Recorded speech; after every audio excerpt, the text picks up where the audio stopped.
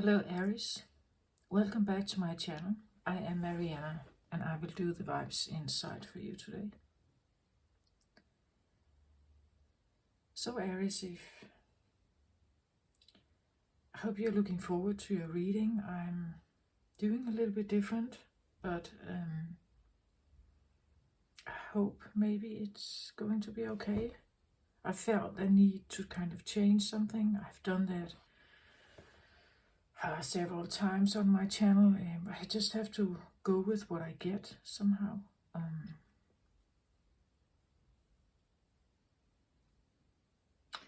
Recently on my channel I've talked about memories. I've talked about that we all carry memories. Memories of maybe an age on earth, right?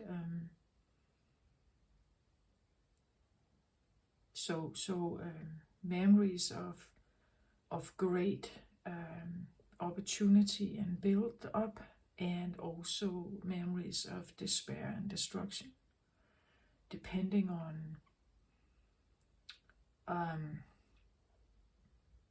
maybe the karmic imprint, and also simply how you are constructed somehow, what you're made of, you would say.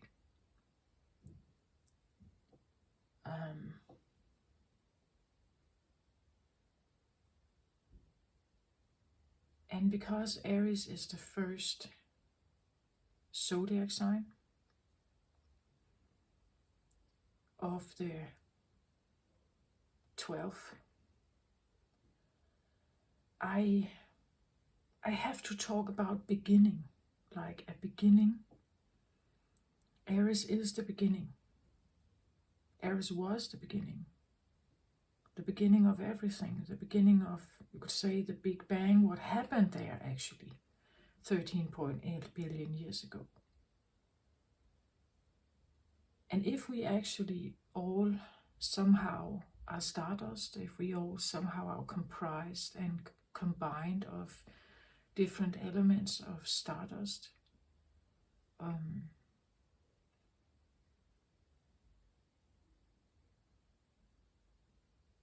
in the beginning, when Earth was created, it was just dust. Dust swirling around in a circle, or at least that's what scientists predict or talk about. And the swirling somehow keeps the energy working, in a sense that the magnetics make them come closer together and form a mass. And that would be the way the Earth was created, that eventually it became a more dense mass. And that is how every planet became dense and not just dust.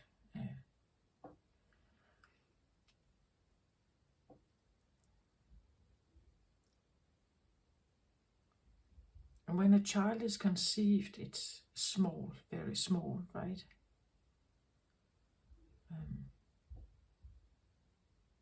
And if the conditions are right, the child starts to grow, the cells divide. In the beginning, it doesn't even look like a child, does it? Not as a child. We know what we recognize as a human child. In the beginning, it's just cells dividing.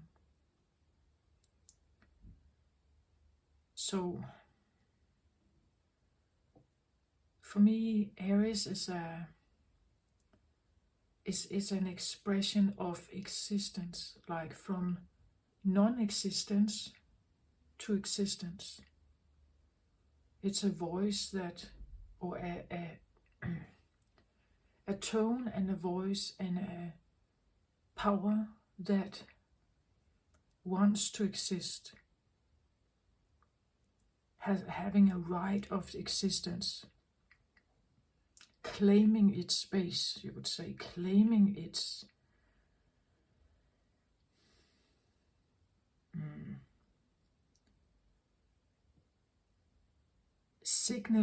signaling its existence and its the newness,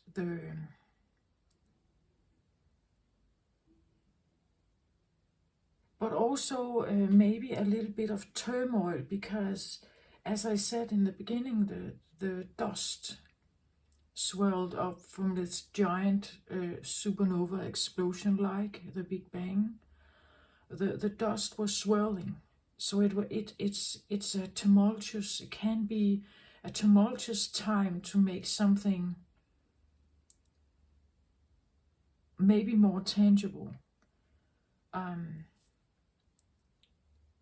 We know that children are energetic, right? When they are small, they claim to be helped. They will cry, right? When they are born, they will make sure that you know that they exist, right? They will cry, they will call, and they will keep doing this for a very, very long time. And if they don't get help, eventually they will retrieve. But and this is where we can have some serious damage on the brain.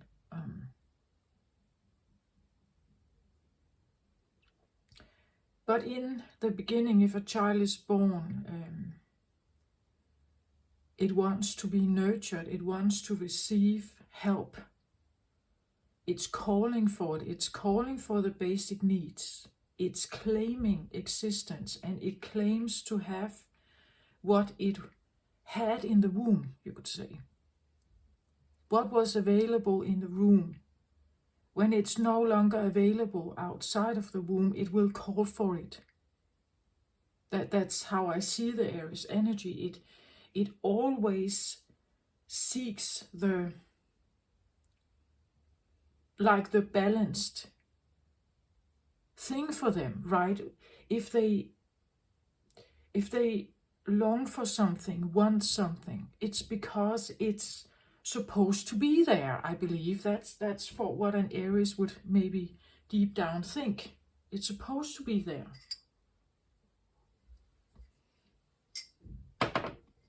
And because it's not here right now, I go get it. No matter what anyone says, I will claim this, right? That's because it's my God-given right to have this. As it was in the womb.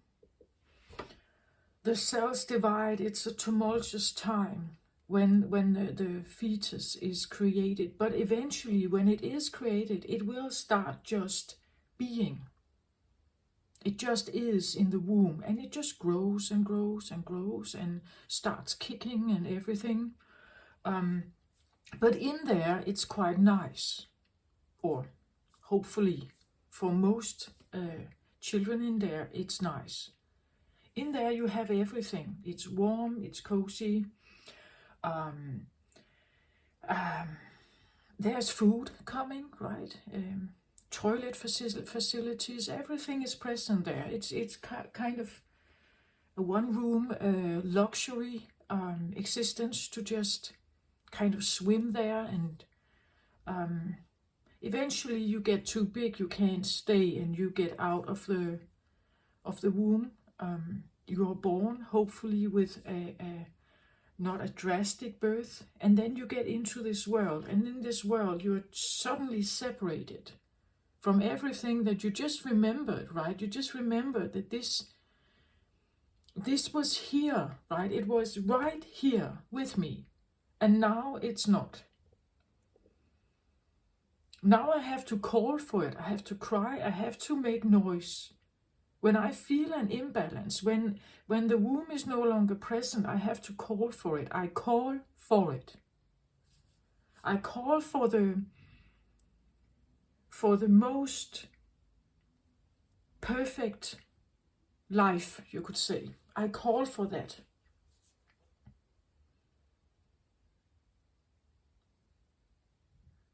It's like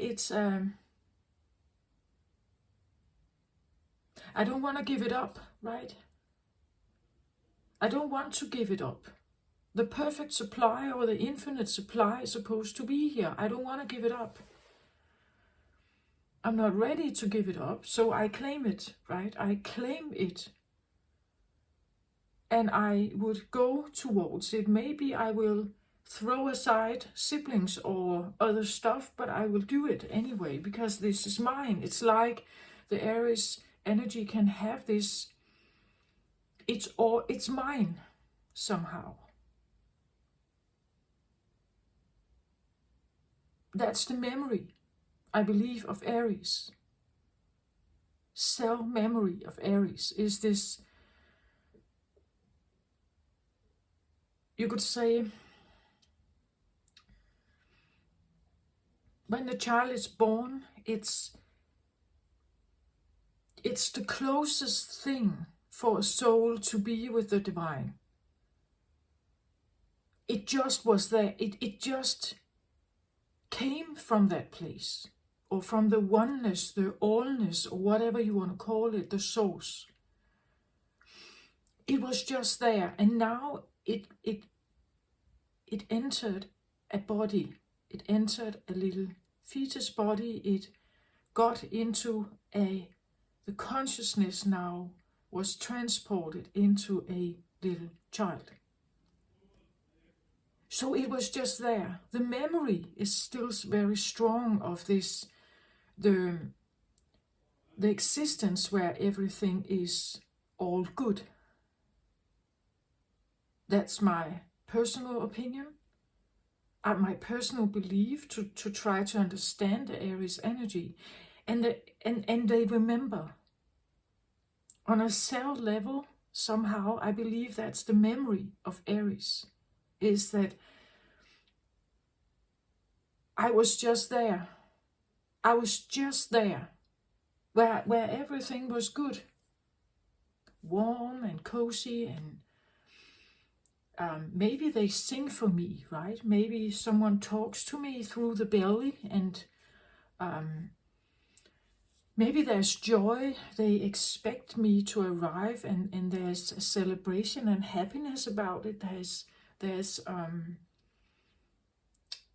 love, right? And I was just there. I still remember. So I still want this. I still claim it. I'm not willing to give it up. We know that with a little child, right? Eventually, they have to put off their expectance for immediate satisfaction. Like immediate satisfaction is eventually, over time, drawn a little bit. We make the distance a little bit bigger, because we can't constantly provide that service or that need, need satisfaction for the child. In the beginning, yes, I guess the mother and father try to, but eventually, over time, and the older the child gets, it will not have that feeling. It will be drawn a little. They have to wait a little bit. We teach them to wait a little bit, right? So they will get adjusted to the earth life, right? Because earth life is not like that. We still have a separate consciousness. We have a duality consciousness. We have the feeling that everything is not always available to us. But when every infant is born, they come from that place. They were just there. And for an Aries sun maybe, or Aries rising, or some of the personal planets, Moon, Venus, Mars, Mercury, I believe for an Aries here, it's difficult to give that up. The idea of giving that up is like, that's not even a thing. I will go for what I want. And then again, are you disciplined? Are you able to go for what you want? Can you have free access to some of this? When you call, do you get the right nurture? Or are you somehow neglected? So Aries for me is a very strong-willed, powerful memory of what was just there. I just came from it. I was in the womb. And that existence, this idea that I want it back. Like, I want it here. I want that to be here with me. So I want what I need. And I believe some psychology, different kinds, have tried to describe what a child actually feels like when it's born. It's everything in its world concerns itself. As long as it can stay in that position, and whenever it cries, it gets the milk, or it gets sleep, or it gets some kind of contact, it gets a new diaper, it's bathed or whatever, it gets warmth, it gets hug, it gets connection. When it gets that, it kind of stays in that position of everything is good here, right? I may need to call a little bit, but everything is still good here. So it's a slow process of becoming more adapted to the earth plane. But if frustration will eventually hit this child, right? Frustration is a strong part of Aries energy, I believe. The frustration that things are not here when I want it. I want it now, I want it here. It should be here already. I'm not willing to give it up, so it should be here already. Why isn't it here? So the frustration for an Aries, I believe, is a lifelong term to deal with. That there is some kind of separation in this world. And usually you have to do something to get the things that you want. Aries usually do that. They go for what they want, unless you were neglected somehow, unless you were not given the very primal needs were not maybe attended to. Because that frustration forces the child to become aware of its surroundings. Why am I not served, you could say? Why are things not here? Why are they not here? I just came from it. Why is it gone? And that's a very unsafe place for a little child to be in. This is where the brain can shut down, right? But the point is that this is very chaotic. If you are a child with strong Aries energy and you were not given this very primal, very necessary help, nurture in the beginning, life can become a struggle because you way too soon you had to become adapted to something very unsafe. I believe it's said a little child is in omnipotent when it's born, so it has this strong belief that where I come from is still here. Where I come from is still here. And when I feel that now it's not there, I call, and then somebody comes and makes sure that I get it. And when that happens, we talk about the good enough mother, right? The mother who takes care of this transition from the womb into this earthly life. Aries energy is very much concerned and dealing with the mother also, the mother energy, because she is very important to its survival in the beginning. Usually the child doesn't even think about it because the mother does what the mother does. It's later it becomes more, you could say, apparent to the child that the mother is not always there. We have maternity leave, right? So the mother is very, very on the child for a period of time, but then if she goes back to work, suddenly she isn't. Maybe someone else is taking care of the child, providing it the basic needs for it, the emotional needs and so on. Maybe someone else is doing that.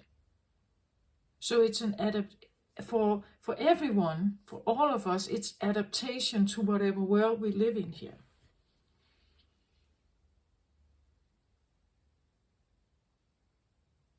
And if you have been listening to me on my channel, you know I have a very psychological touch on everything I do. It's one of my things is to understand why people do what they do.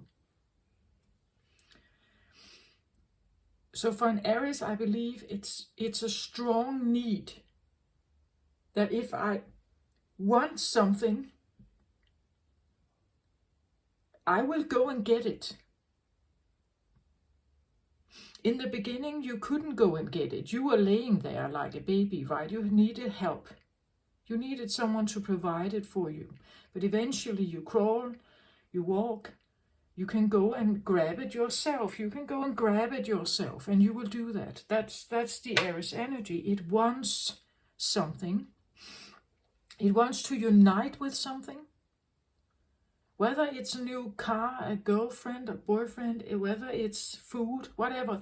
You want it to be there, to be present. And if it's separated from you, you will go and get it. And there can be a strong frustration if whatever you have here is too expensive, lets you down, doesn't want to talk to you, whatever, rejects you. That creates a huge frustration for an Aries energy. That's my personal belief. But I have also set out on a journey to understand, right? To understand where it comes from. Where does it come from?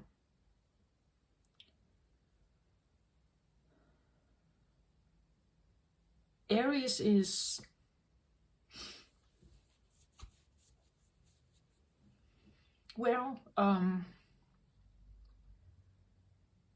it's around March usually.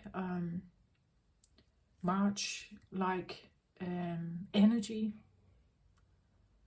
and March is, at least in the upper hemisphere where I live, it's just before spring, right? So being born here, there is light coming. There is promise of life, right? There is this spring, or attempting to spring into new life after a dark period of winter. But the Aries doesn't know that, right? Because it wasn't there. It was in the womb during that time, safe, and everything was kind of provided for there, right? So when it gets born, it's eager to get out there. It's eager to have everything, to see, and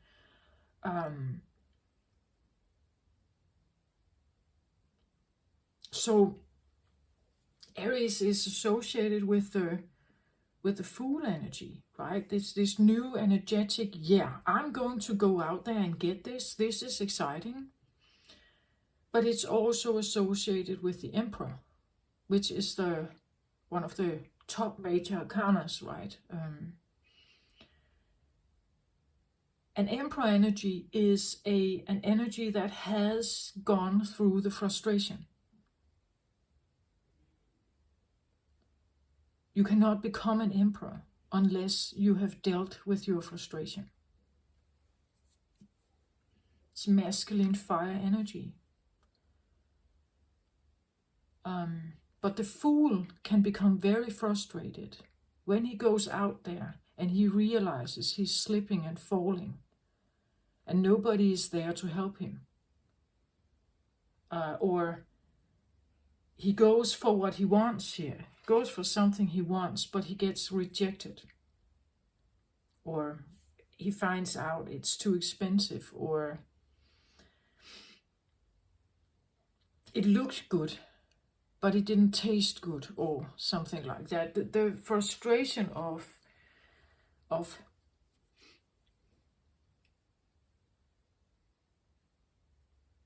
needing and wanting to unite with something, have something.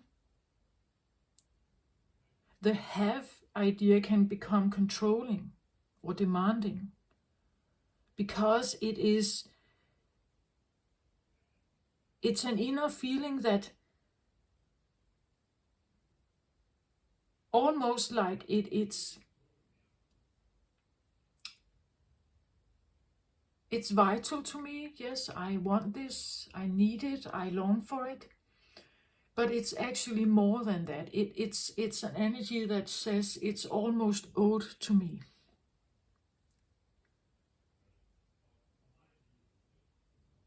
It should make itself available to me. Why do I need to fight for this? Why do I need to become frustrated? This should be made available to me.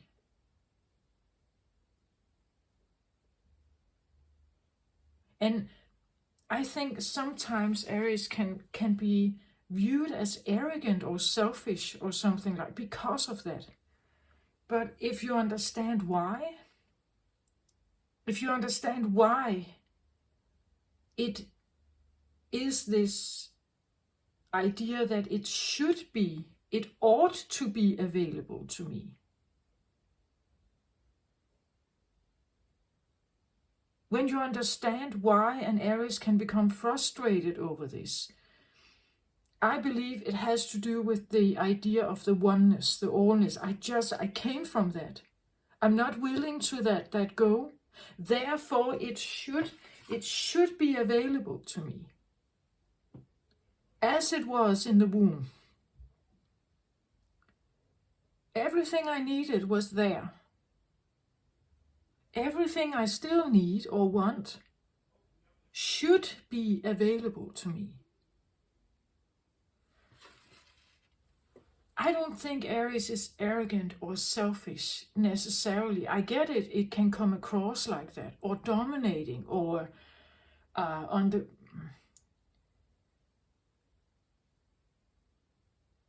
overbearing or something like that. I believe it stems from this idea that it should be available to me.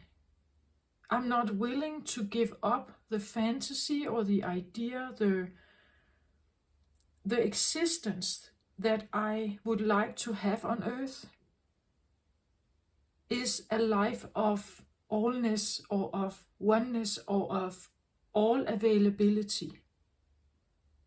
And therefore it should be here, right? It should simply be here. And when I feel it's not here, I have to go and get it, right? And by all means, sometimes go and get it. But what if this one doesn't want to be taken or grabbed, you could say? What if this is a person who doesn't like the approach of an Aries, maybe? The approach can be quite forward, quite, this is what I want, you are what I want, so come to me, come with me. But what if this one is not available or doesn't like that? They will maybe go again. They will go. And that would create the frustration within an Aries, right? But if we understand where it comes from,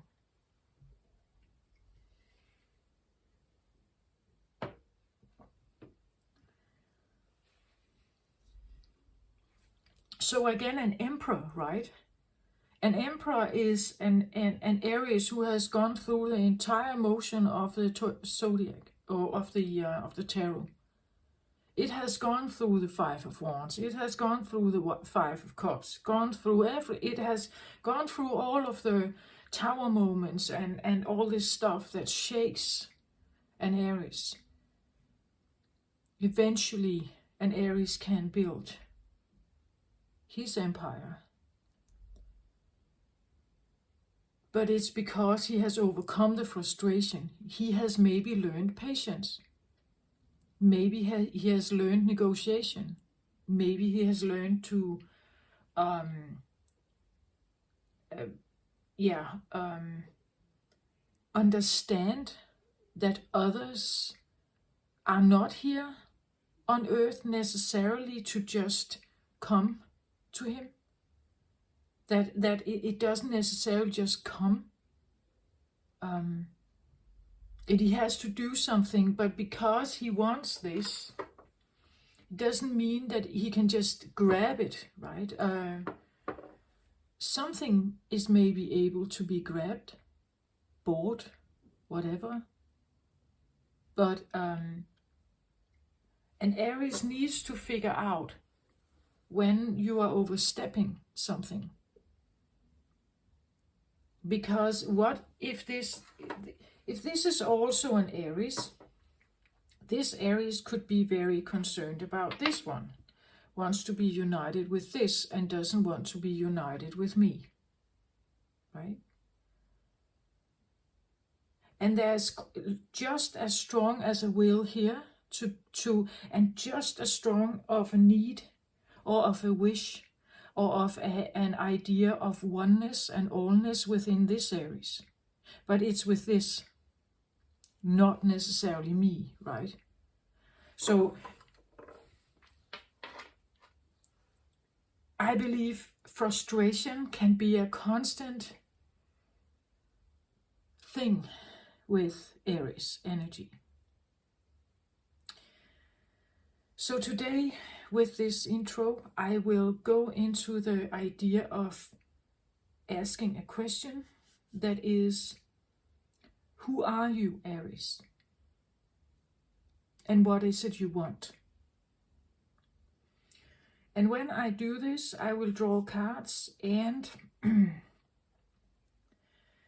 you can reverse this, right? If you feel like the elements that come out can be reversed. So we talk about a person in your life who has maybe strong Aries energy. Maybe you have been drawn to someone with very strong Aries energy. Maybe you are the Aries energy, but just make sure you can just realize you can flip it, right? You can, maybe I'm tuning in on an energy that is the opposite. Maybe we get the reaction to an Aries energy on the table here. We'll see about that. So I'm asking, who are you, Aries?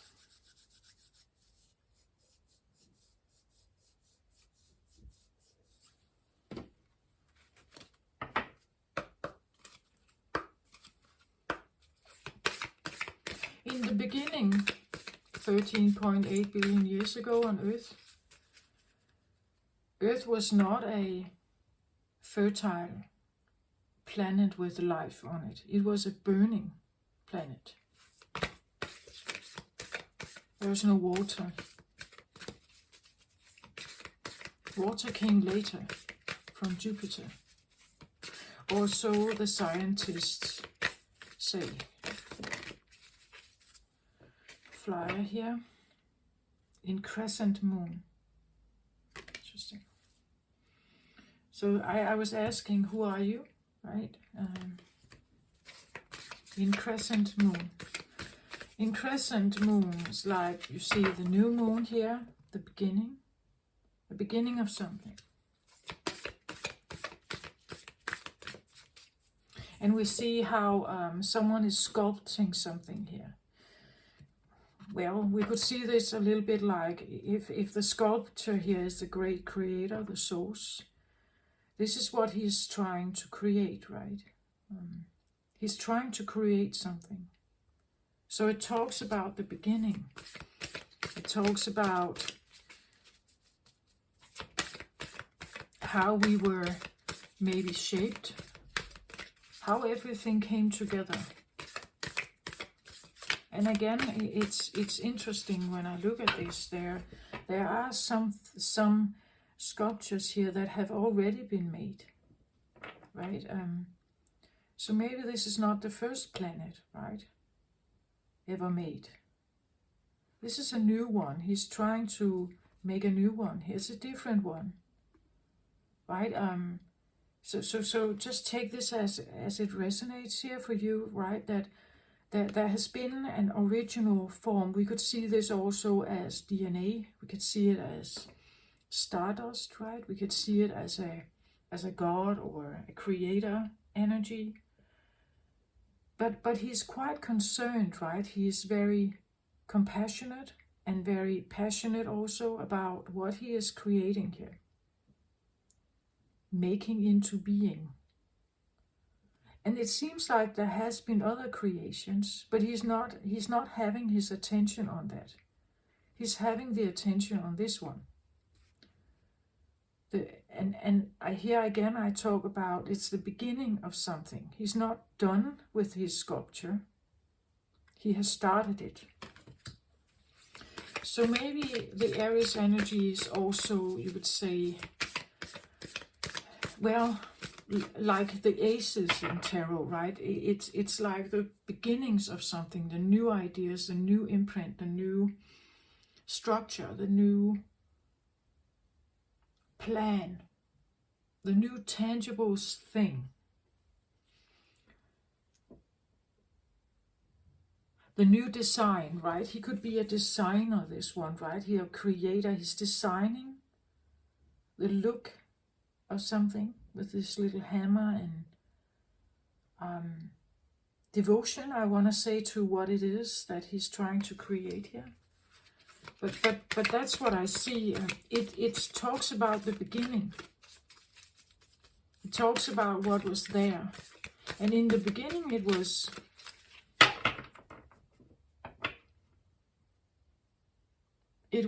a burning planet. When it eventually gathered together and became a dense planet, it was a burning planet. And you are a fire sign, right, Aries? I don't know, I just speculate on this a little bit, whether there is some kind of correlation to this. And where astrology comes from, right? Astrology is this ancient, there are different ways of interpretation, but some things are still the same. So with this in mind, and we have the purple color as the crown chakra, right? So we could talk about spiritual, godlike, or divination. We could talk about something that comes from a knowledgeable place, I want to say, crown chakra. We could talk about consciousness here. Maybe this is not like a human consciousness. Maybe this is more to be associated with spirit, perhaps.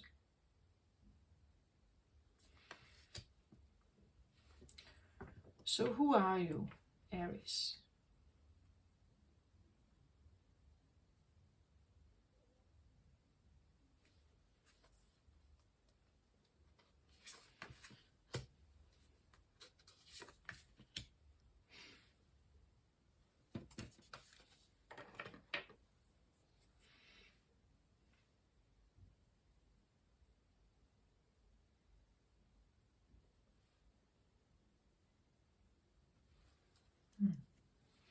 I get like this tipping back and forth, tip, tip, tip, tip, tip. At the bottom of the deck, I get the King of Scrolls.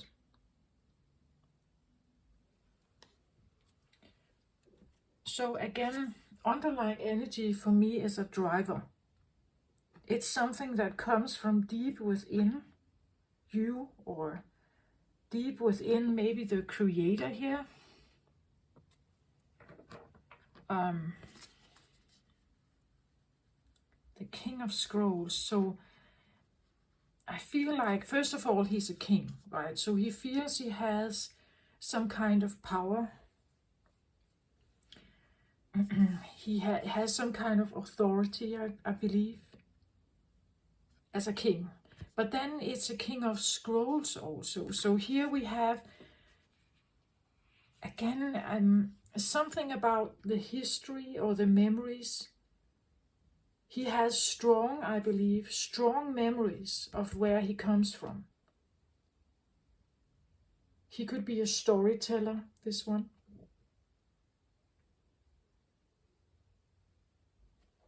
It could be that, as I said, this idea that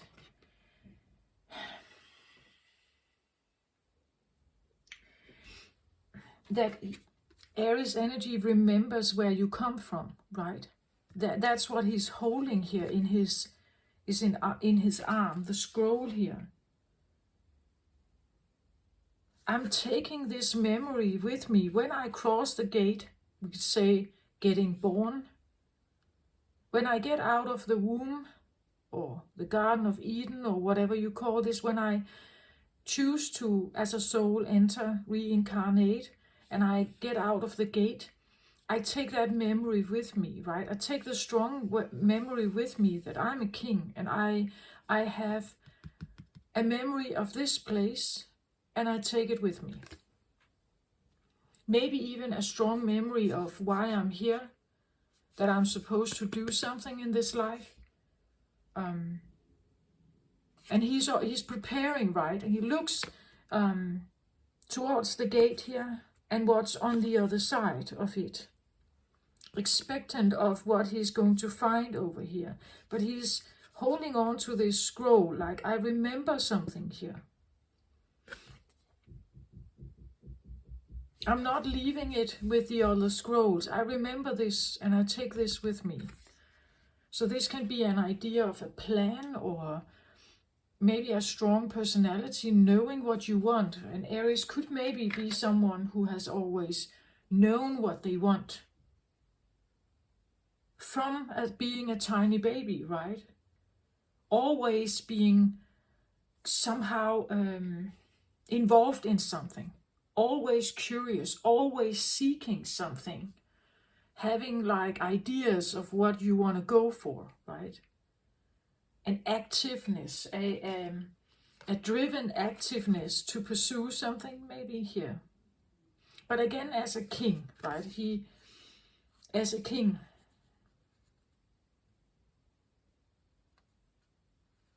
could be a storyteller, it could be a writer, an historian, someone who has some kind of message, I want to say. But again, as I said, Aries, when Aries, he can start before he reincarnates, right? The soul incarnation is maybe quite strong here. Then he reaches Earth. And what happens there can be determined for how successful this one is going to be. Because if the little child is neglected, maybe he will lose all kind of knowledge of this.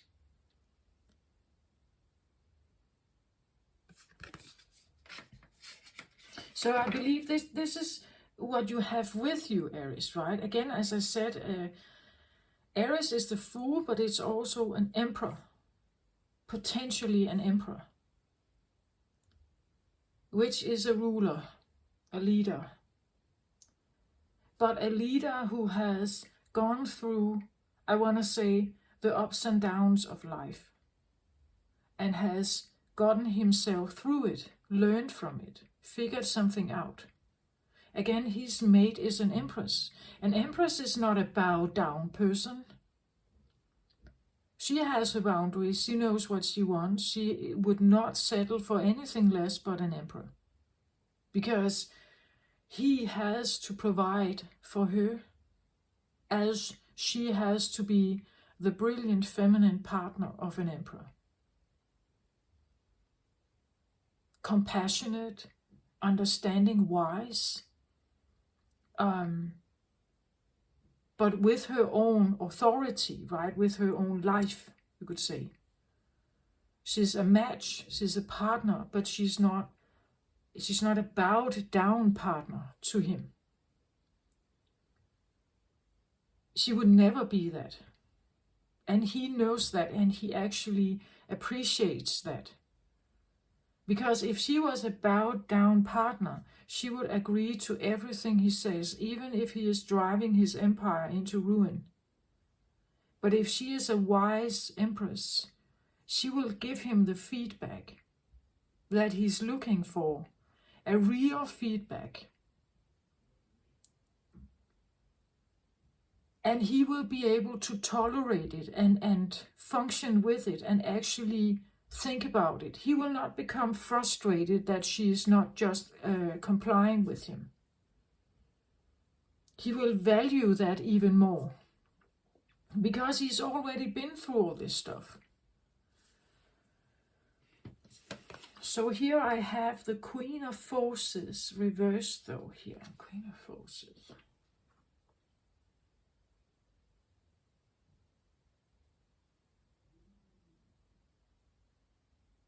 So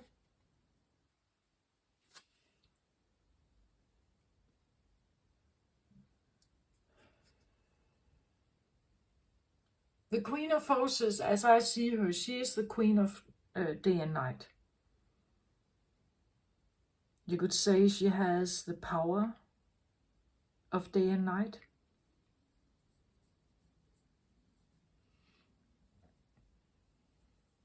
Maybe she has the power of good days and bad days, right? Or happiness or sadness. And I said the mother was very important to an Aries energy. I believe the mother is important to any of us. We have Aries somewhere in our chart, but for somehow I believe for an Aries this is very important, how you were raised. If you were raised to follow your inkling, to go for what you want, you can have a great amount of excitement and joy out there. But maybe on the dispense of others, until you realize it, that those you cast aside to get your goal is actually your best friends and supporters, right? So an Aries can lose friends also, until they realize it, I believe.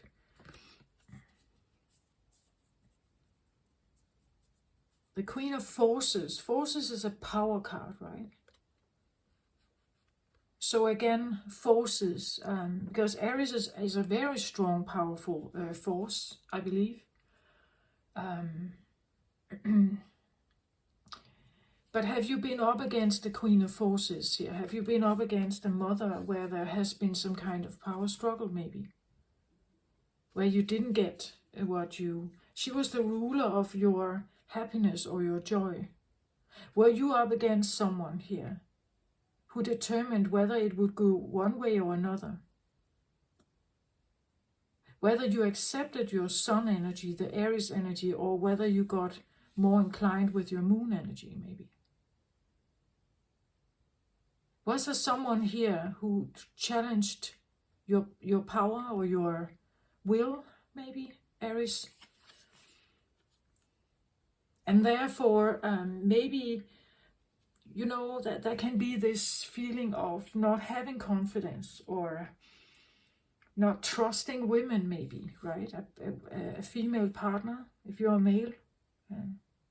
It doesn't have to be Aries. You can be an Aries woman, right? And maybe a partner, because an Aries woman, again, as I say, an Aries woman will be very driven, right?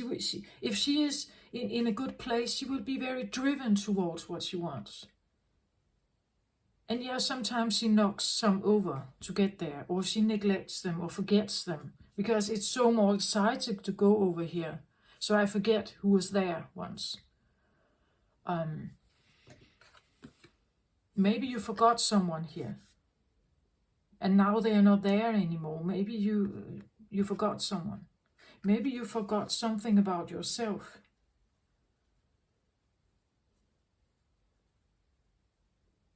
Right?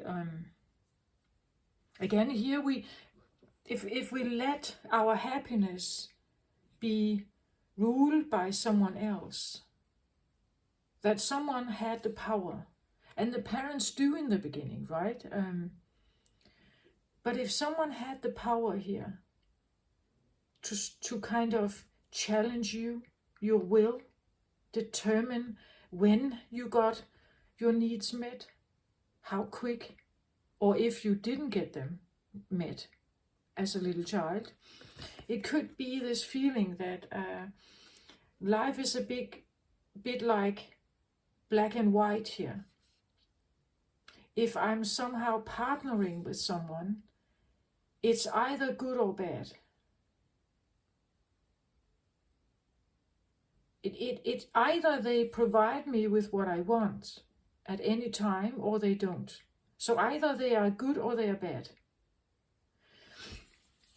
But in this world, I believe we can't see it as simple as that. It's again this idea that if I get what I want, I'm glad, I'm happy.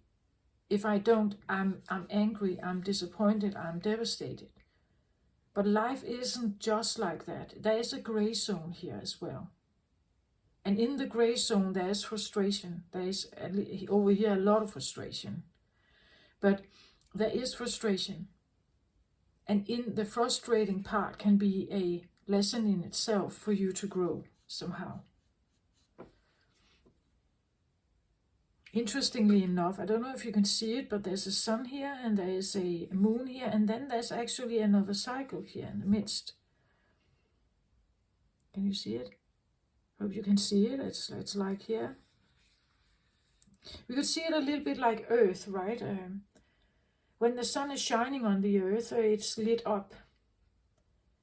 And on the other side, it's quite dark, right? It's the eternal cycling of the Earth and Sun and Moon, right? So every time it spins around the Sun, we will have either a lit up day or a dark night. But this also talks about the journey maybe for you, Aries, that some days will be good and some days will not.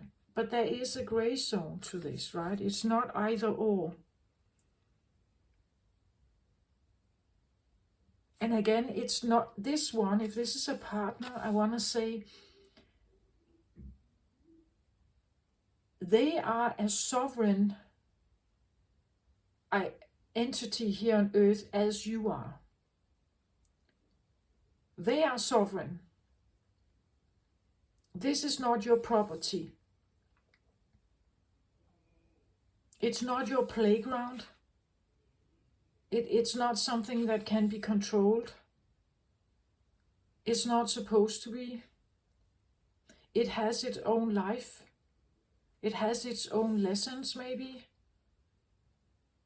Sometimes an Aries can pair up with an opposite. So an opposite could be, let's say, what is that? Libra? Libra is an opposite of Aries. So an air sign, blue color here, airy energy, air energy. Maybe you have been, and Libra is you could say a Venus energy. It's a feminine Venus energy. And Libra is, you could say, a queen of forces, because she's usually associated with the scales of, you could say, black or white and dark, or yin and yang maybe, or we even see how she is almost holding the energies, juggling both, right? Juggling both, like juggling the moon with one hand and juggling the sun with the other. So there could be this of like a juggling of and standing there as a queen, right? She wants balance somehow. She wants the yin and yang to be balanced. She wants it to be reciprocated, maybe. She wants also to be happy, this one. This can talk about someone who has, as reversed here, I want to say, someone who has a hard time juggling their shadow and their sun aspect, maybe. Like it's maybe a difficult to juggle them. To juggling the sun energy, which could be an Aries, right? Your Aries energy, and then what's actually maybe lurking, right? So every time you make an approach towards something here, there could be an element of, what if I don't get it? What if I don't achieve it? The disappointment or the failure feeling, right? This idea of needing to constantly, that I can't always have what I want. That's the frustration, right? That is difficult to deal with the lack, perhaps, the disappointment, the failure, and having to balance this. This is difficult. As I said, it's a frustration thing, right? It's very frustrating for a Gemini to, sorry, I don't know why I said Gemini. Maybe you have Gemini there as well, somehow, or dealing with one. But for an Aries, this can be very difficult to not constantly have this, like the warmth, the good stuff, right? Where this is more cold, more distant, more dark, more... We can't see anything here, right? So dealing with the earthy element of being here, where you are somehow separated. Earth has this element of separation. Yin, yang, up and down. You are here or I'm separate from you, or from me. You are either here or it's separate. This idea that there is some kind of divide or something that divides me here. Why do I have to deal with this divide? Like an Aries could probably have a difficult time with this idea that we are in duality here on Earth. That duality has this, that why can't it just be one? Why can it not just be one?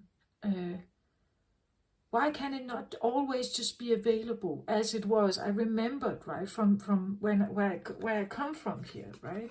Where I come from, I remember. So I'm claiming that still, and being in this position is difficult. It could be the feeling that it takes your power away, right? That you are now not as confident as your soul may have been here, right? Now it's more difficult to navigate, perhaps. Maybe you've been dealing with a mother energy that made this very obvious to you, that the separation, they made that very obvious by rejecting you, maybe, or by leaving you alone, or by not helping you when you needed it, by not listening, perhaps, right? Again, the mother energy is very important, I think, for Aries energy.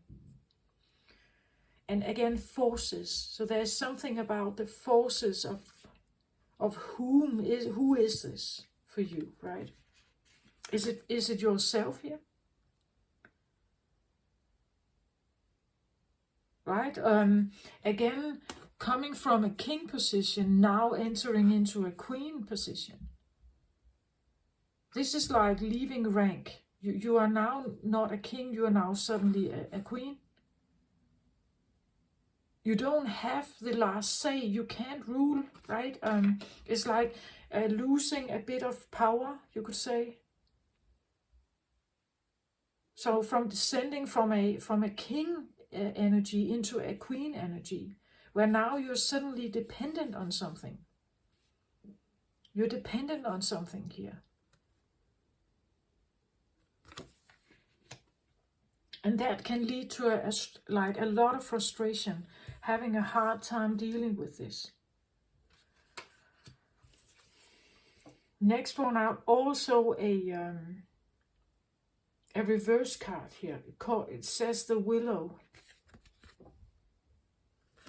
So the Willow,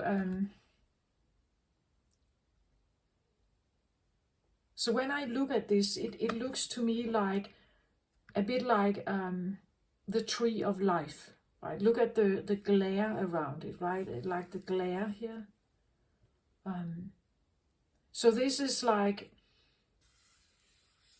a manifestation of abundance and connectedness, oneness, allness, God. We see the shine here, right?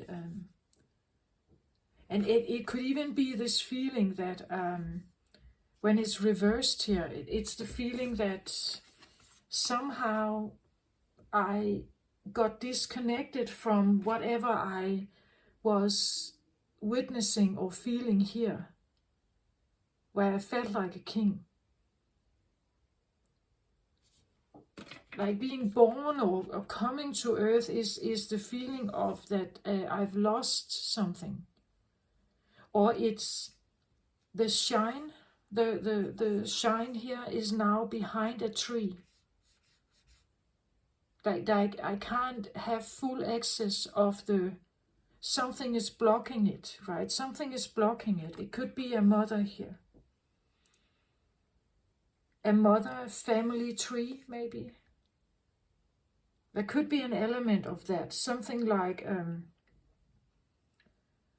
even though there is, or you could say, this lineage, if this is seen as the family roots and the storyline where you come from, where you grew up. This is the tree that is supposed to support you, right? The roots where you come from here on earth. But it's like it's blocking the shine, right? Could be that someone is standing in front of it, like they take credit maybe for something. They take credit, they decide whether you have shine or not. And they put themselves in the midst of the shine. Right? They decide if you can shine or not. Or whether the sunlight here is actually reaching you. The message. Whether the message is reaching you or not. Maybe you feel like you have been, that something is blocking that shine. Blocking your ability to shine, maybe. Someone here. 2 air, again air element here. There could be something like that, right? That there has been a struggle with power. That, again, the forces of nature, you can control the sun, Aries, even if you wanted to. There are elements here you can control. You can control the water, you can control the trees. You can cut them down, of course, but does it mean you have to get rid of someone here?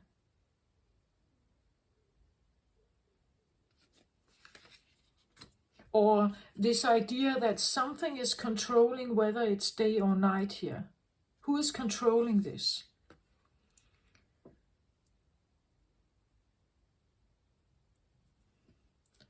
Is this like powers beyond anyone's reach here on earth? Is this a person in your life? Is this the forces of nature, of the planet Earth in a vast, big cosmos? and being part of this game, right? Being part of something where you are now suddenly separated from something. That either it's there or it's not. This idea of having to face this duality aspect is really a struggle, I believe. And it takes the fun away, I believe. It takes the fun away. It takes a joy away. Because again, I feel like the King of Scrolls here, like you may have a lot to say, a lot of opinions, you may have a plan. You're supposed to go over here, to this willow here, to Earth, and have an experience, and you felt very competent to do that. But the point is that you lost your memory, right? When you got born, even if you remembered something, and you came here with a strong will, you were up against some forces here that you didn't anticipate, right? You didn't anticipate that something could stand in your way here, of your happiness perhaps.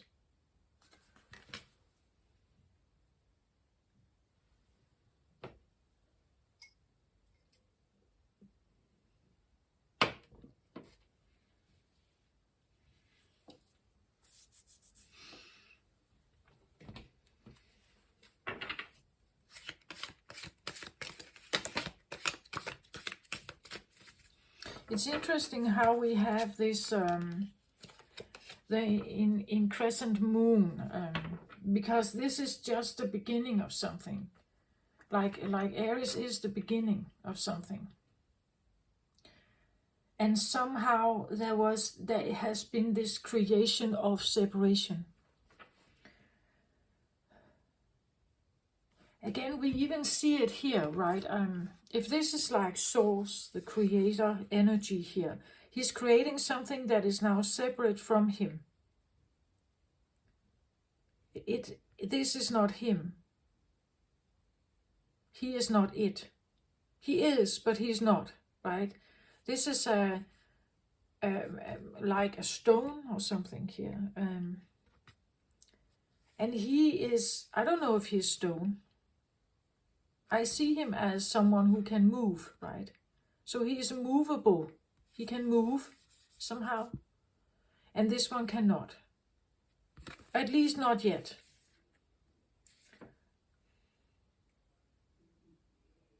It's something that is getting molded somehow by a creator energy here.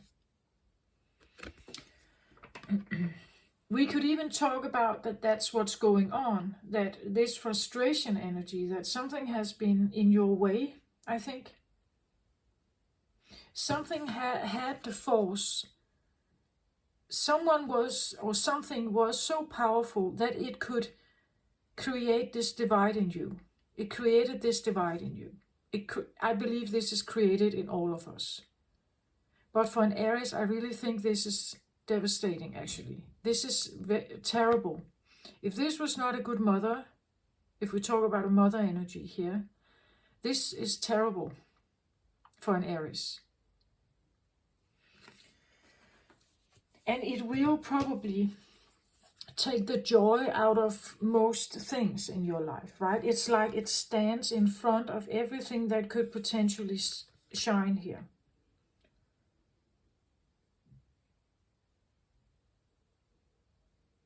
Right, it's like it's behind the tree, but the tree stands here like a gateway or something, right? That to come on the other side, you have to figure out what to do about this tree here. If this is lineage, let's say this is upbringing, your family line here on Earth, it's what you were brought up with.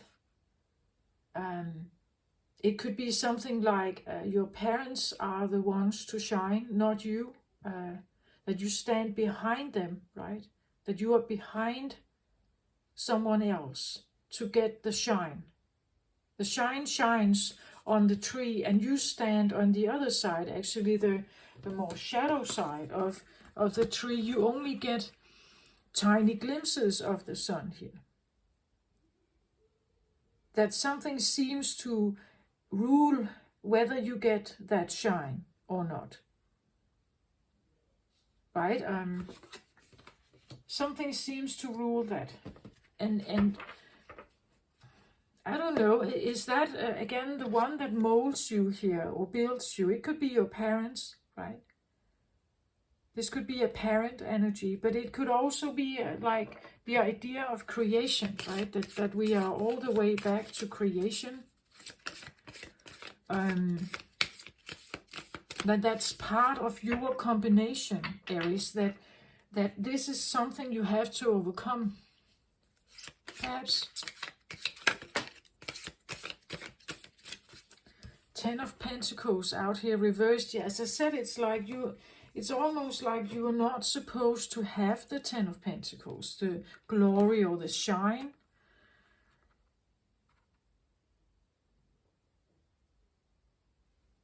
Right? That something is taken or not available. This was reversed, right? That it's not available to you somehow. Maybe an idea of success, right? That success was not necessarily a part of your journey, or that is what you faced when you got here. Maybe you faced an upbringing of lack mentality, right?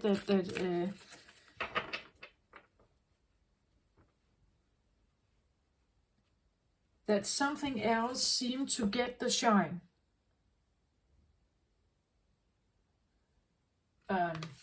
Or appreciation, and again, who was that, right? Who got the shine here?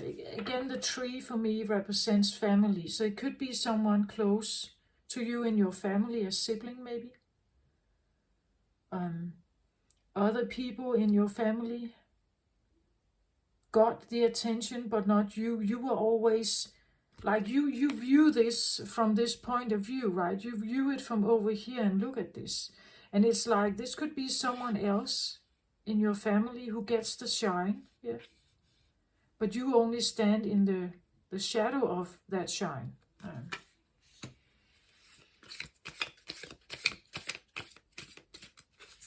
Again, it's like the best seeds were not offered to you, right?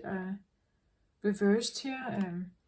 This is like a treasure box, right? With the most golden. It could be even something like, let's say, the willow.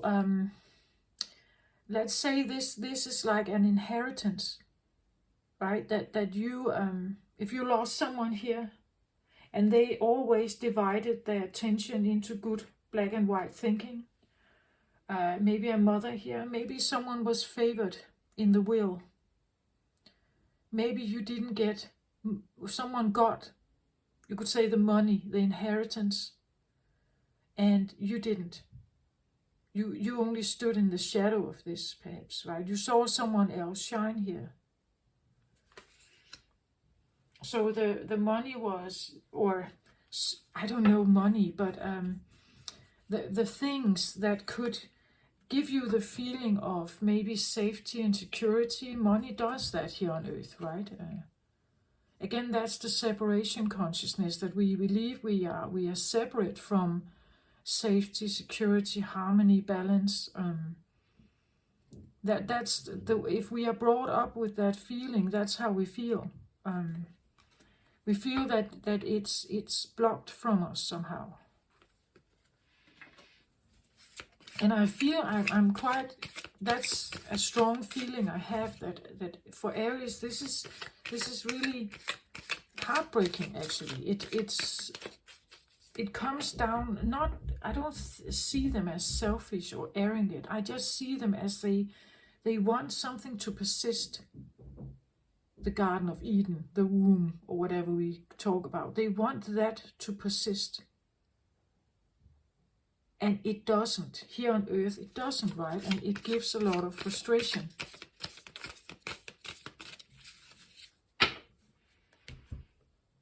It could be the feeling that someone was dividing her attention black and white thinking, right? Like maybe a Libra moon or a Libra mother here. That it was, again, and if you were nurtured, it was because she felt like you had acted as she wanted to. She wasn't dividing everything. She was seeing the world like this. Either it's good or it's bad. So if you are not acting good here, I will give you this. I will give you the moon energy. I will give you a cold shoulder. I will not put attention on you. I will reject you, right? And if you do what I want, I will show you happiness here. And somehow it was maybe the shine was given to someone else. And this is what you've witnessed, right? You witnessed something like that.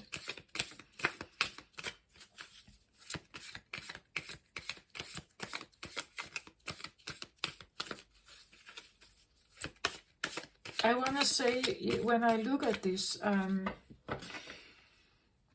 he looks like a human figure here. And what he is trying to make also looks like a human. Maybe he's a man and this is a woman, right? So maybe he wanted to create the perfect woman here, right? The perfect woman or the perfect mother or something. But maybe it didn't work out well.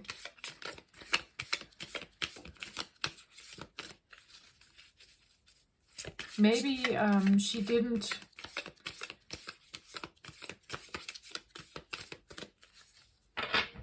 And now I hear something like first edition, like the crescent moon. This was just the first edition. It was the first edition, or the first version. Maybe I didn't take into account for everything here as the creator, right? I made a first edition of something, but I didn't figure out like the qualities of this one. Maybe I needed to add more qualities to this one. Maybe I need to make a 2.0 version, an upgraded version. It could be the feeling that, well, that you had a mother or someone in your life here who was like the first edition, right? They were never upgraded. They were never up to date, or they didn't get the memo or something of that this is obsolete. It's an obsolete way of thinking. That this is an obsolete way of, or this is not the right way, right? It's like they come from a different perspective.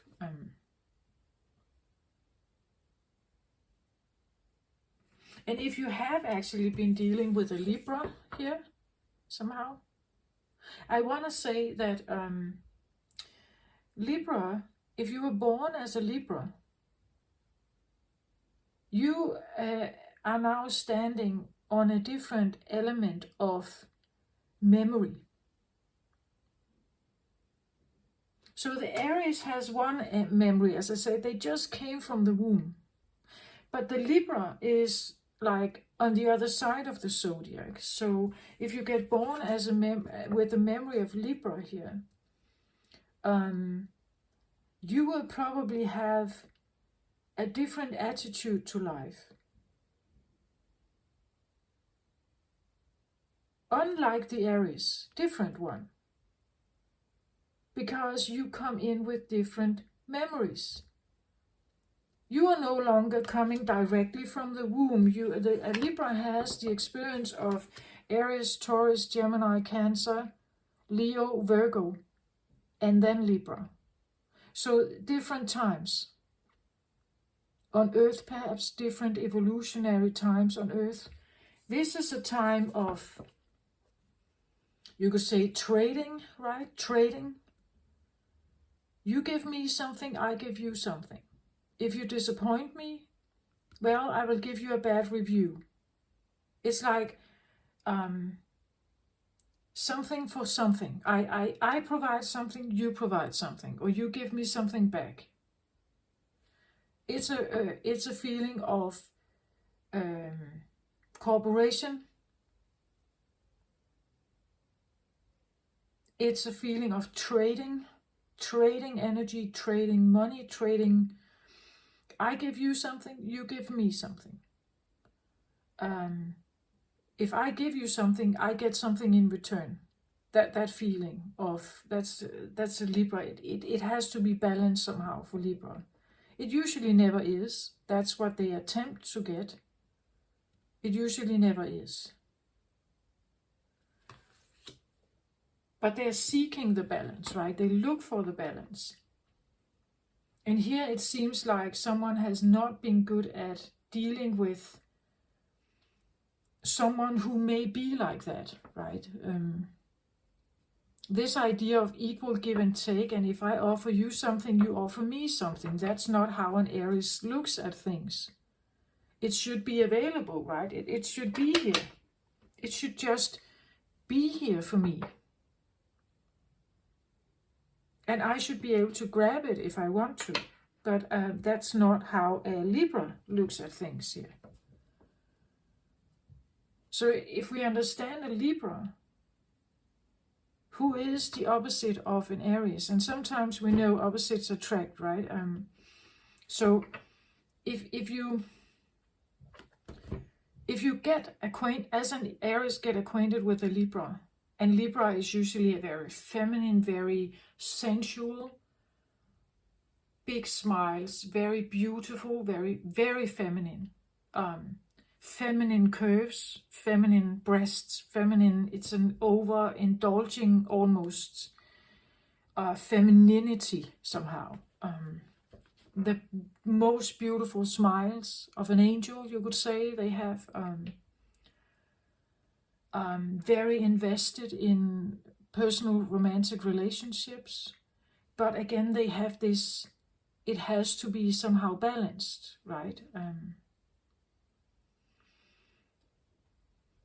And that may not go well with an Aries.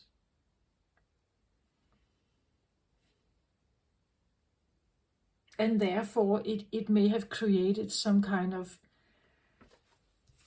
maybe a jealousy or the feeling of always standing behind someone else or being second or third or fourth in the shadow somehow. Okay.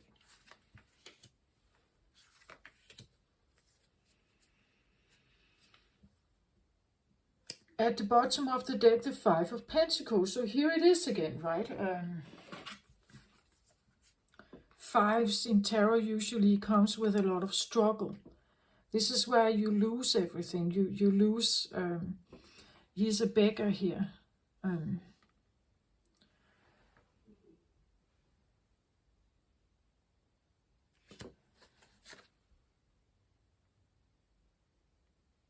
He sits in the streets, right, and is begging for just a little bit of attention, maybe, or a little bit of comfort.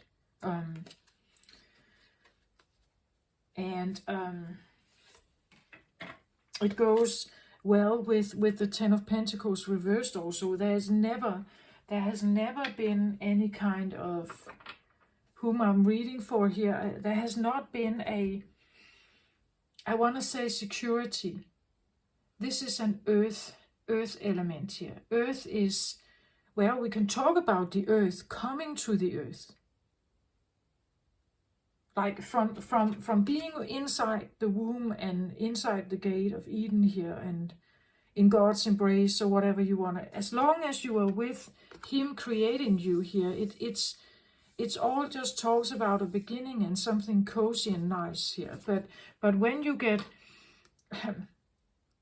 when you become old enough and you become ready to embark on life here, you get born or whatever this is,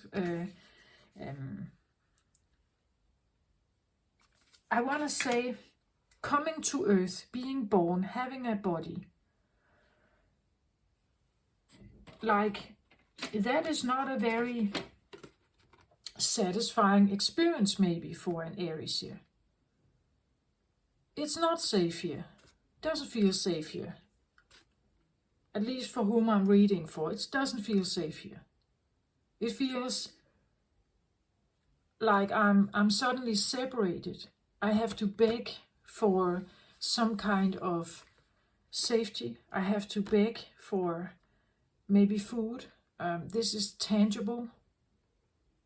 Pentacles is tangible, so I may need to beg for money, right? I need to beg for everything that I hope to get, what I thought I was included in the journey, right? I thought I was on a all-inclusive journey to Earth here, but I was not. It was separate here.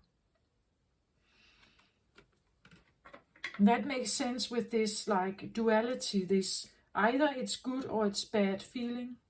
Maybe a mother who was very much like that and standing in the shadow of someone else here, maybe.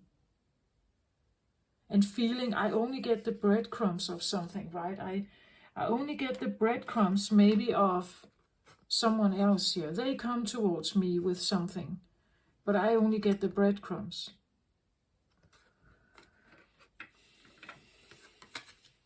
Of course, this is not for all Aries out there, right? If you've had a very good mother, you probably haven't dealt with this, but I tend to connect with scapegoats. I was one myself, maybe that's why I read for this or about this. And I just feel like if we get to know ourselves really well, get to know where we come from, get to know the priorities, what lays deep down as fundamental beliefs or disappointments or wounds here, it can explain something, right? It can explain something in your life here. So here I have the star.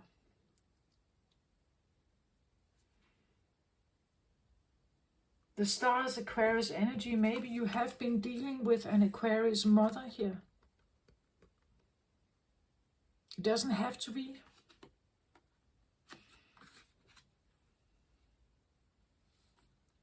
Or someone who has Libra and Aquarius, again air element, this is also air.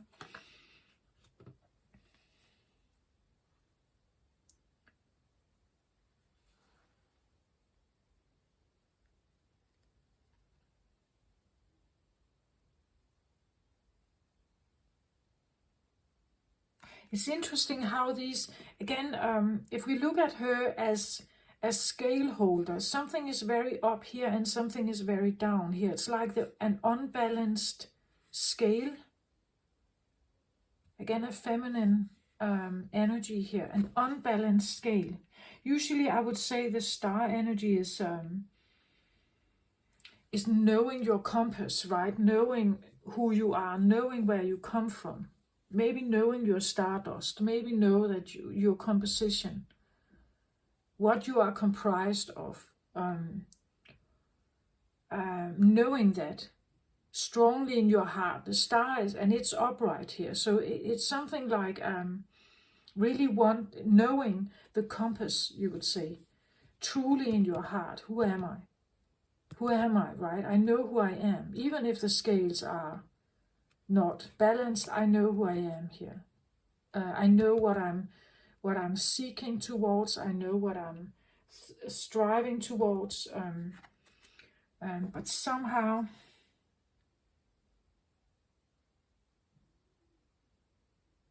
I was kind of drawn to this idea that she holds something up here and something is kind of pushed, almost like pushed down here, and something is raised up.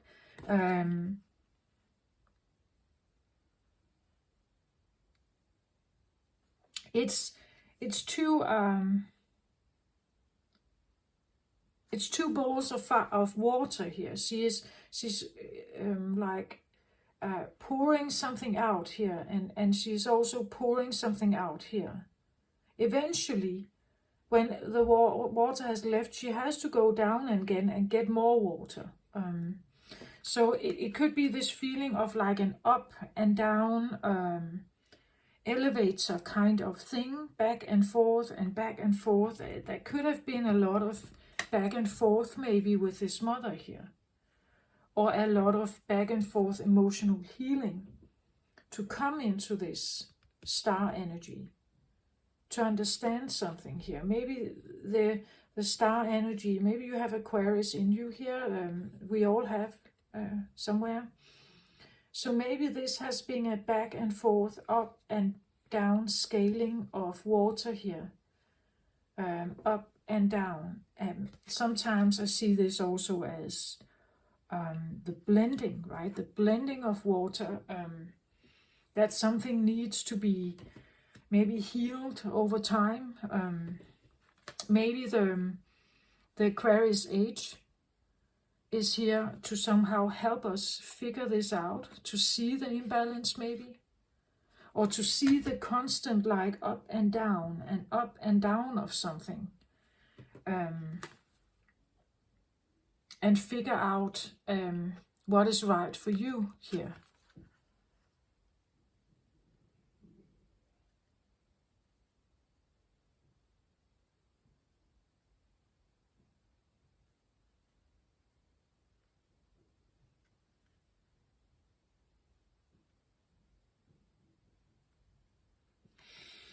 It is said to be the water bearer, right?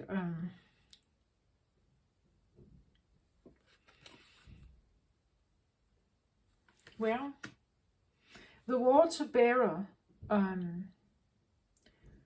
don't recall the name now, but I believe that the idea of the water bearer is that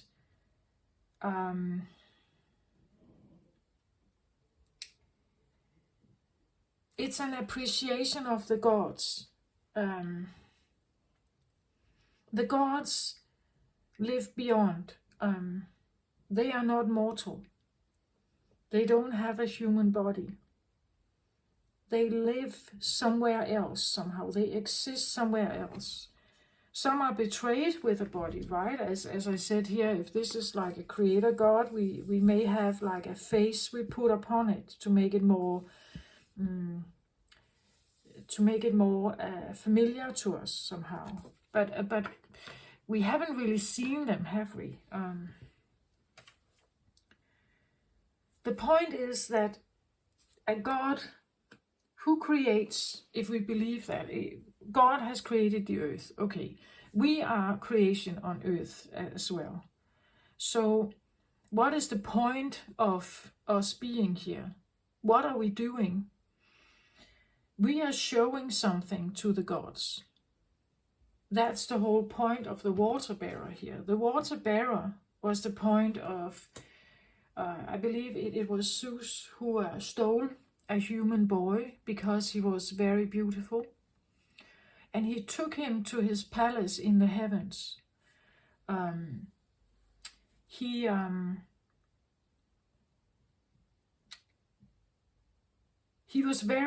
Zeus was very drawn to the boy, but also knowing that he was mortal and would eventually die, and the boy, would know that eventually that something could happen to him and he would die.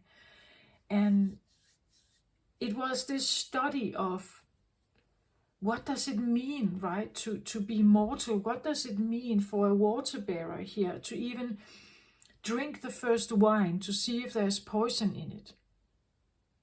For a god, it doesn't really matter. They can't really die, right? But for a human, this is important. If this is poisoned, I could die.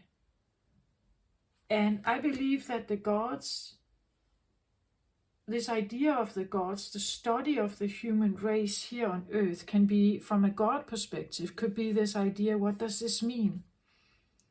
What does it mean to be on this side of the gate where I'm quite safe? Right? I can write any story of what's going on the other side or on earth incarnating. But so this can talk about the Akashic records, right? That every time we go and we incarnate in a human body, we live a life, we have experience. And I take that with me into the Akashic records. It's written down. we learn something about someone who is immortal here.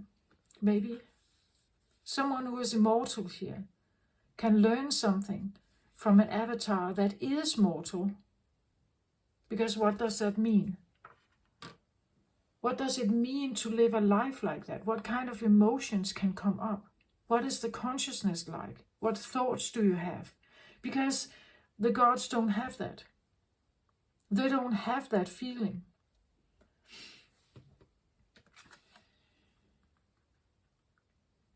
So here it could be this feeling that I see it actually a little bit like an eye, like an eye that is watching what the earthlings are actually going through, like the ups and downs of the feelings, of the emotions, maybe, right? The blending of the emotions, see how people evolve and grow. So it could, like a cosmic eye that is studying something here.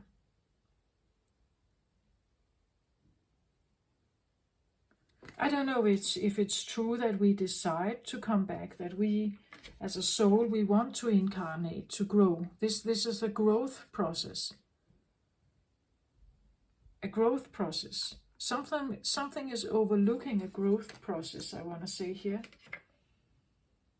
Because again, you will have a story to tell. When you stop this life, you will have a story to tell. You can write it down here when you come back as a soul.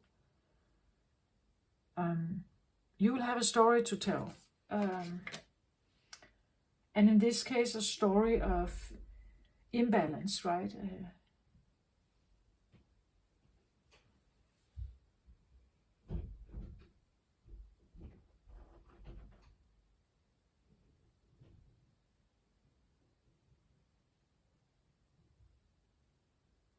Like being prohibited from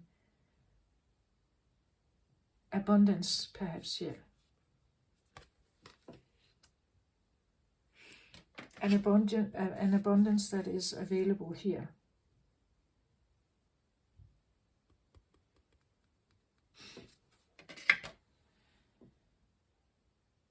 But I believe also a curiosity. What can be gained from being here that you can't have on the other side?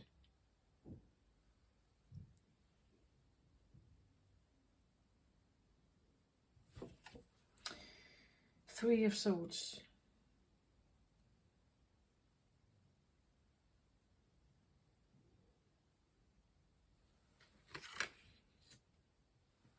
So,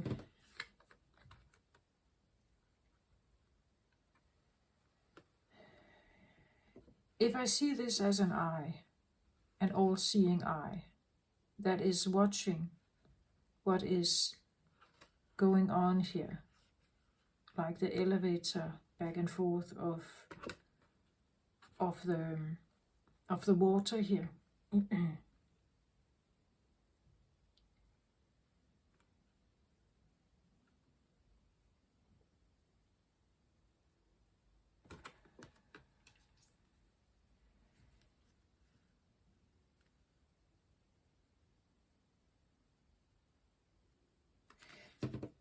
It's just the Three of Swords is a, well, it's usually a card of heartbreak.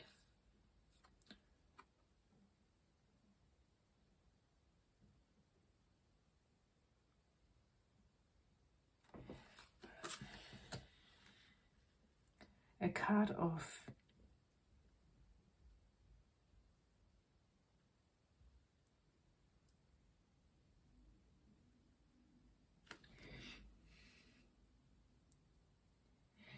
I feel like, yeah,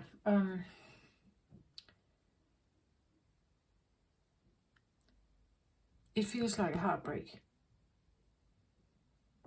So this whole idea of being prohibited from being connected with the ultimate abundance can be a very devastating feeling, because you hold it in your heart here. This idea of the lotus or the all-flowering blossom, because it's in there. These circumstances somehow ruin that, right? It ruins this feeling here.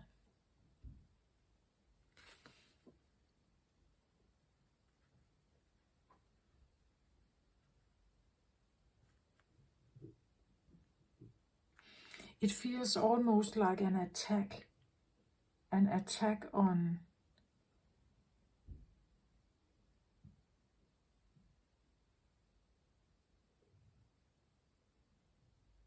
like an attack on the purest you, right? This was you when you started out, and this is like an attack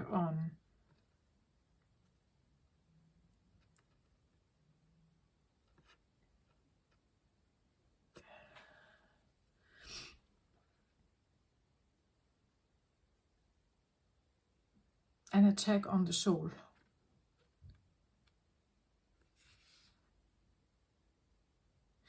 Because you know it's still there, right? The scroll and this feeling of you here is still here, but it feels like an attack.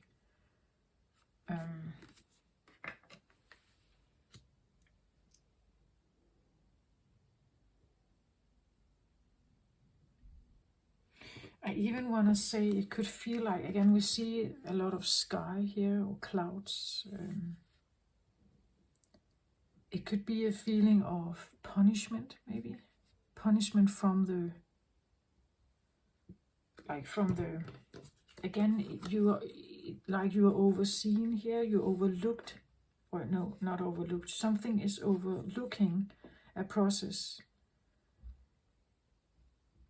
And it could be the feeling that this unbalanced scale is a punishment.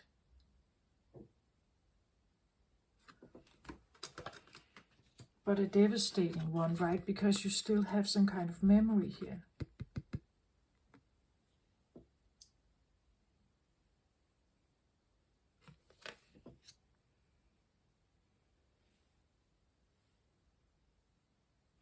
And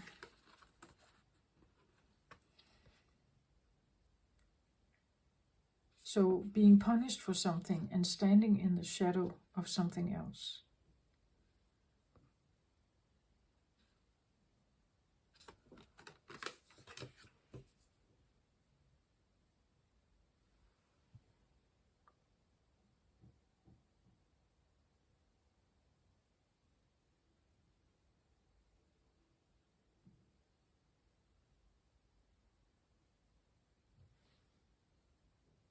Again, the star connects with the cosmos also.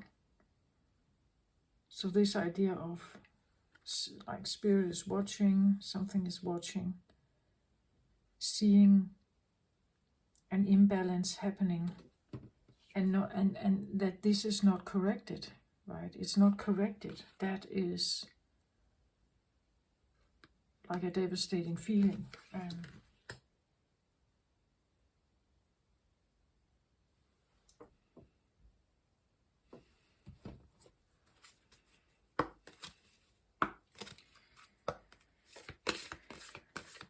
Yeah.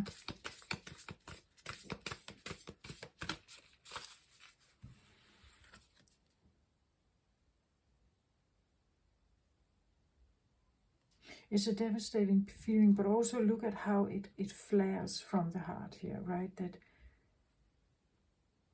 there could be an anger.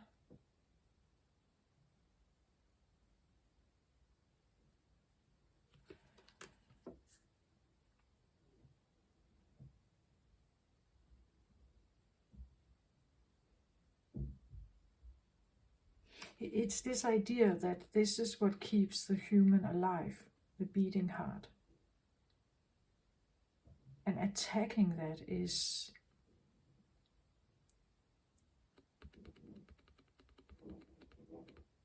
attacking the beating heart of a human is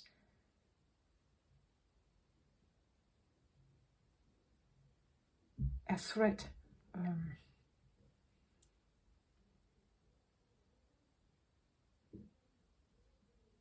And this feeling that it's orchestrated from somewhere, that the imbalance is orchestrated from somewhere, that someone is looking and seeing this, but not doing anything about it, right? They're not doing anything about it. It's just happening.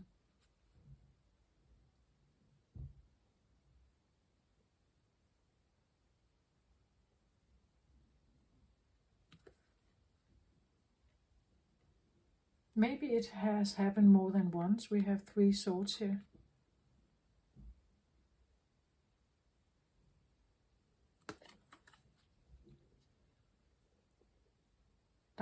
Like stabbing the heart here. Cutting it and slicing it, and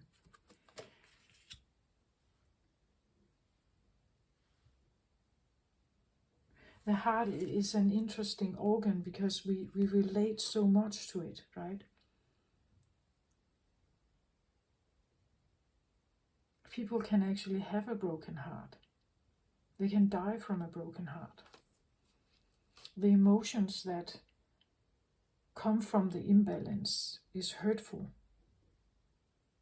At least that's what the human feels, right? Because it endangers our situation, we feel unsafe here.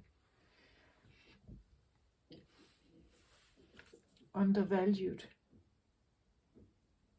unworthy, undeserving.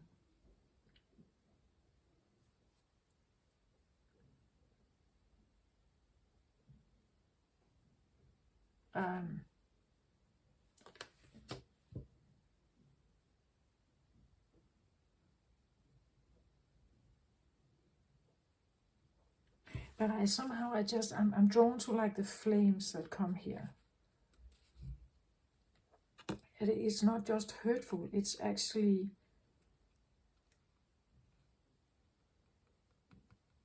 something is created from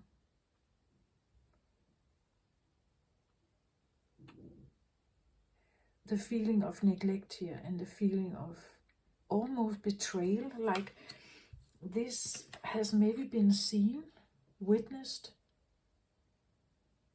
If God was witnessing this, why didn't he intervene then, right? Because here I felt really loved and appreciated and valuable, and now it's, yeah, it could be the feeling that it's left, right? That it's no longer there. Being disconnected from source, being disconnected from the creator here. It could be this feeling that I was the first version, and he's not putting attention on me anymore, right? So he just left me unfinished, or somehow yeah, feeling abandoned. I want to say feeling abandoned, and abandoned with heartbreak.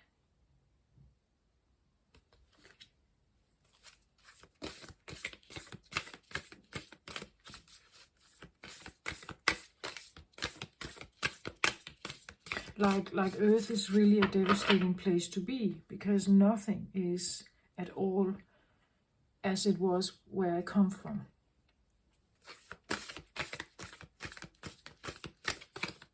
Nothing is like that here. Everything is separated. It's not at all, really not a fun journey, this one, right? But I get the feeling it's because it's supposed to be different. You're supposed to overcome that frustration here. the heartbreak of that you were maybe not prioritized. Maybe someone else was prioritized. And this has been maybe witnessed, like maybe this even talks about that people could see this, right? They could see the indifference or the different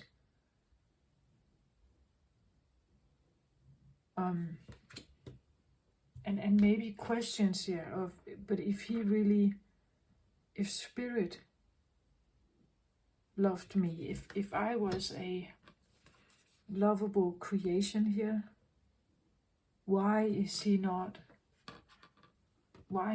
supporting me here? Why is there so much indifferent or so much unbalance here? That is a devastating acknowledgement. It may even almost feel like a betrayal.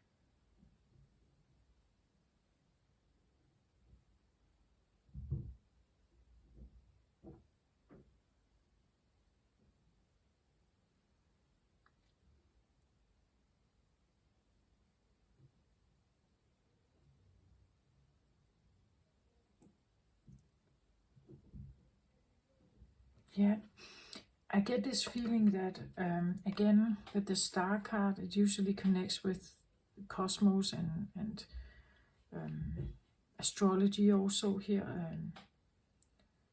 Aquarius energy. Again, this idea of the zodiac wheel, and that there are different memories, right, that associate with being here, and she, this one, represents something else that is different than you. And it shakes up the fundamentals. Meeting someone like this really shakes up the fundamentals or the elements, the composition of you, right?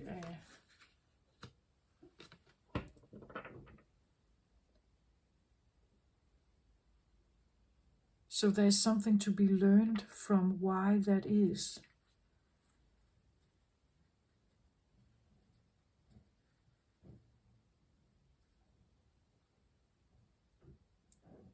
I even want to say this can be like the Akashic record, right? This is, if you somehow figure this out, you may realize, again, this idea of the planets here and how they are created, that there's a story to each planet here, right?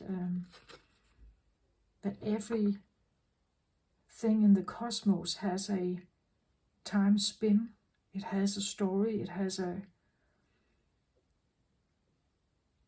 that we are atoms in one big, vast, and as a soul, you are here to somehow dive into those memories, dive into those stories,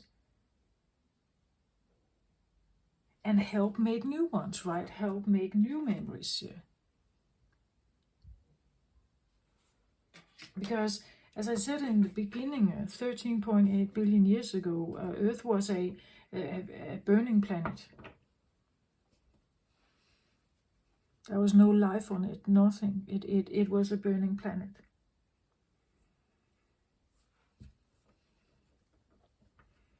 And for that story, you could say, for that story to change, something needs to happen. Right? Something needs to be felt or overcome or merged, maybe. Earth merged with when it was around 50 billion years, 15 million years old, which is still in the very beginning phases of Earth's lifespan. It was a very young Earth. It experienced a strong hit by an almost twin-like planet. In astronomy, they have named that planet Theia. They approximately think that this planet was in the same orbit around the Sun as Earth. It was slightly bigger or slightly smaller than the Earth, but the gravity somehow pulled them together, and that impact in the very beginning of Earth's existence was what we may have called a planet killer to both of them. It's even considered that the Moon is actually a fragment of Theia, and got to orbit around what then became one mix of two planets, what we now know as Earth. But that mix created something new. Something new was written here. Something new was written with that impact. It's also believed that Jupiter at some point had a major hit, and from Jupiter came water crystals during space and during the atmosphere, hitting the new Earth here. And those water crystals cooled the Earth down and provided a new life existence. So there's something in the cosmos that is going on that we have no control over it. It just simply happens. It's a natural process that goes on in the cosmic realm. And we have no real control over it. And there are these ups and downs here. Something comes and something goes and something, and it tells a story. But as a human who seeks connection, who wants intimacy and trust, and we want to connect with something, that can be a quite devastating idea. That what if everything is just circumstantial? What is if everything is just not really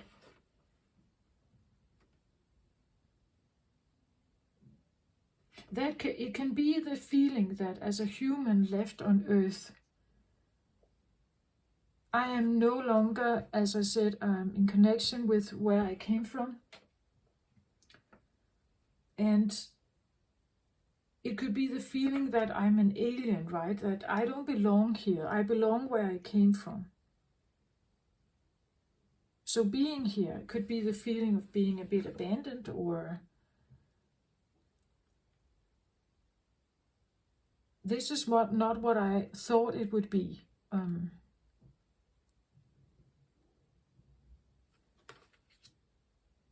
And how am I getting myself out of this, right? How am I getting myself out of this? And I believe the way to do that is to get acquainted with Earth energy, right? Get acquainted with what is here.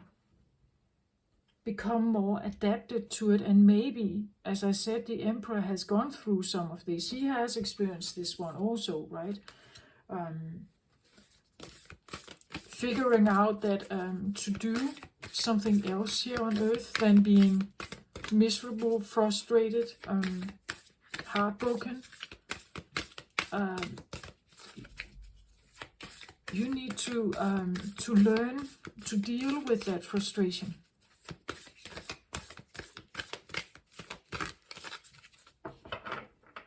Because I believe you're much more than this, right? This is a wounding, perhaps, that you felt came when you got here. Life may have felt like it's uphill, that you have been abandoned somehow. And maybe that made you very angry, the flames here, or bitter or something. But it could also spark like a survival gene in you that says, damn no, I'm still here. I'm gonna figure this out. But the Three of Swords usually is really a recognition that something is over here. Swords energy, right? So it has to do with consciousness. It's something about, I'm just left here, or I'm not important, right? I'm kind of left here and I'm not important. And I don't think that's true. Again, the idea of the water bearer here is this idea that something is actually watching, something is learning and figuring something out here.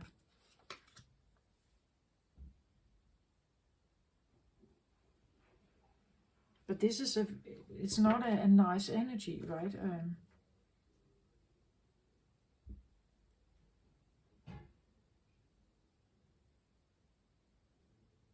Again, this can be if this connects with the Queen of Forces here, I want to say it could be the feeling that this queen feels like she's entitled to do what she does, because this is that she's guided here by something.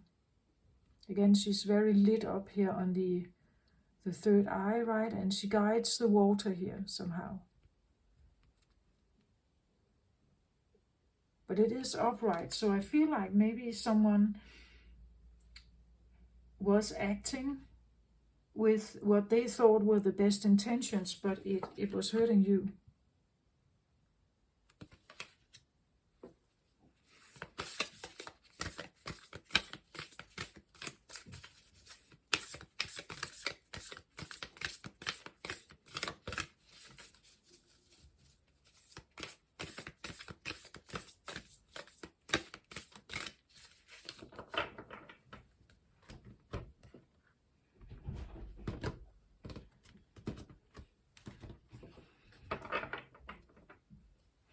But again, a queen like this is, I want to say, they have probably also experienced something. And maybe not all of it good, right? They can believe that they act from the best intentions, but maybe they actually don't. They act from wounding as well.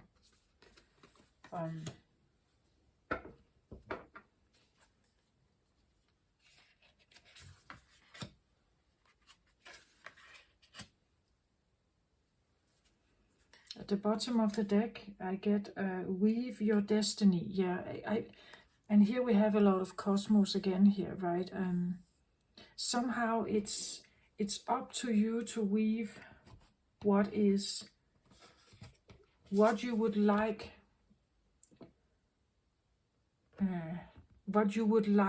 to be your life, right? The next card out here is actually also very interesting. It says, plant the seed of a new template. So become very much aware of what you would like your destiny to be, or the story to be. What you would like the story to be of your life. Because you can sit in this, of course. But what if you could do something more? This, I believe, comes with the human condition, but it has maybe nothing to do with your soul, right? Souls are supposed to be eternal. That's why they come back and write new stories. So you can weave here in the universal realm with the understanding of the atoms and particles and antiparticles and how we collide, and that you can be a creator also, perhaps here, even though you may feel like you are a puppet, maybe. like a puppet in a puppet show, or that you have been created as a puppet. You have had some kind of experience here, but I don't think that's all of you. Like that's not what your life is supposed to be. Again, you came in with a plan here somehow, right?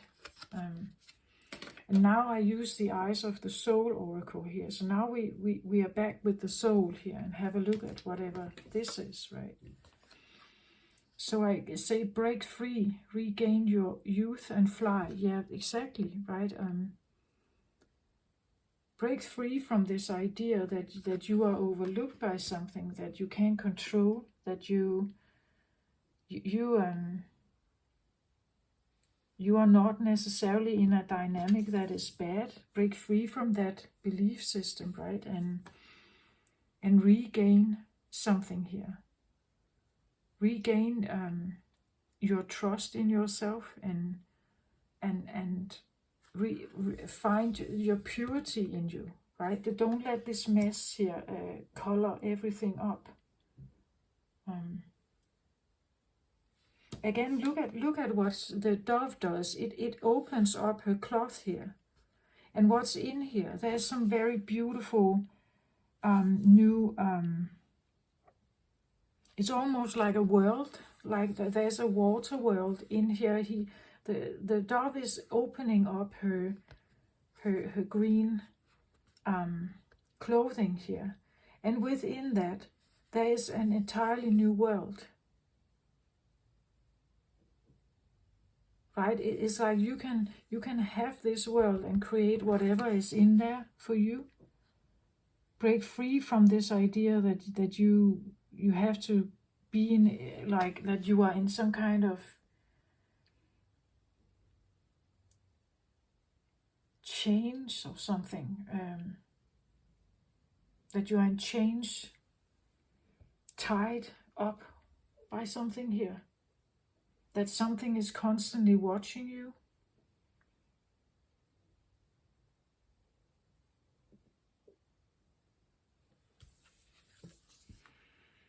Shifts happen.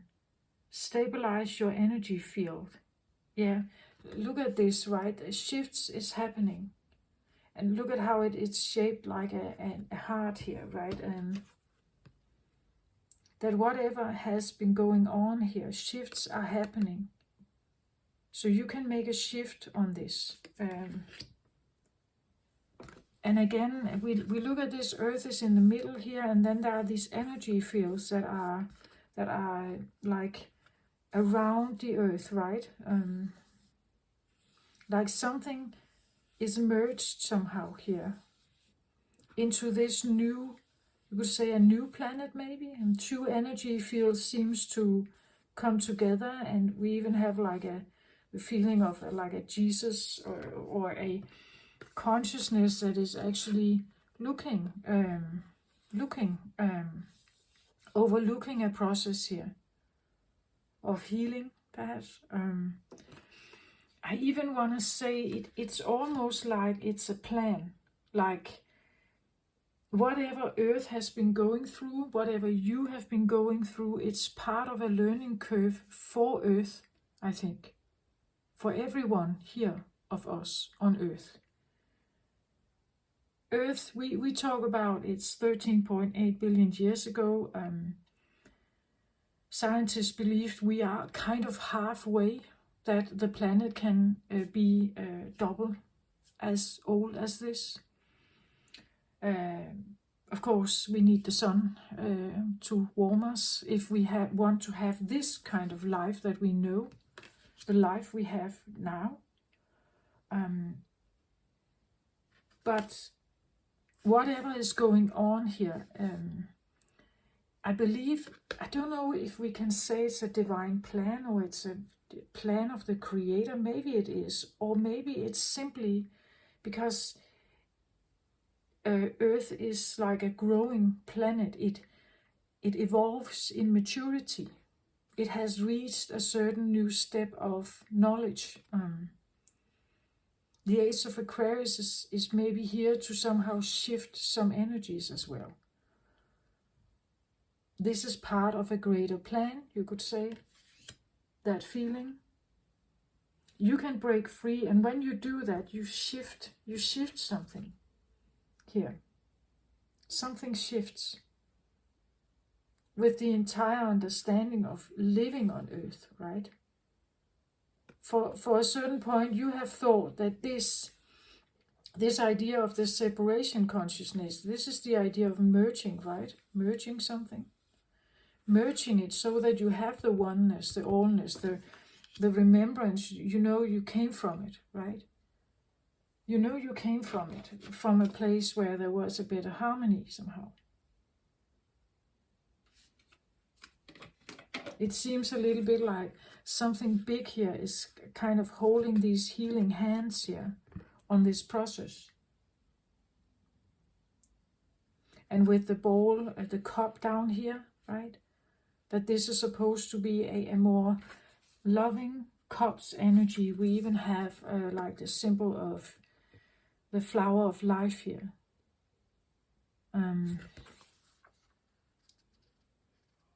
That earth is going through some kind of process of a merger, I believe. Some kind of merger. One energy with another energy gives a new earth here. Stabilize your energy field. So somehow this idea that you are left behind, abandoned or something, that's not true, I think. The healing heart here is when you allow yourself to break free from something, you are now merging. You're merging something where you may have felt that one part was missing. That you were always in this feeling and you could never merge with something else. But you can merge with something else. You can merge with another energy here. You can create a new world.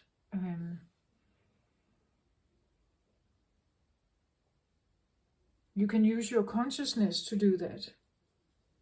But you have to believe in it, right? You have to believe that you can have that you can weave something here.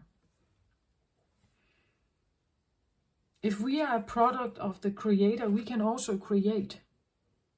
Maybe not on large scales like a God, but we can create something else.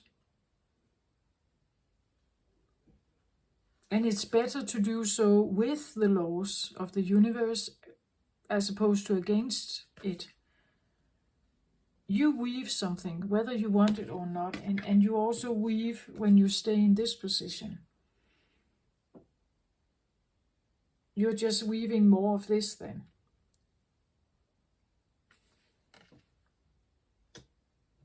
And here we may have the feeling that you try to be true to yourself, but there's a constant feeling of threat.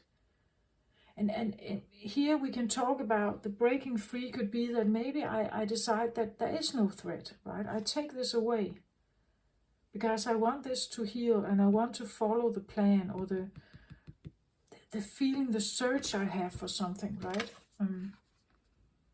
And the way you can heal is by breaking free of some of those certain beliefs that you have. That the world out there, the world you can see with your eyes is the only thing that exists. But that may not be true, right? You could merge with a beautiful inner world as well. A world that you design, a world that, I talked about this before, something about the Zen garden. You can create a Zen garden within. Nurture it and keep it alive inside you. And that can help you merge like the reality of world that we may see when we look with our human eyes, and then with a more created version of how we would like the world to become. And when you do that, you help with this shift. You help with the merger of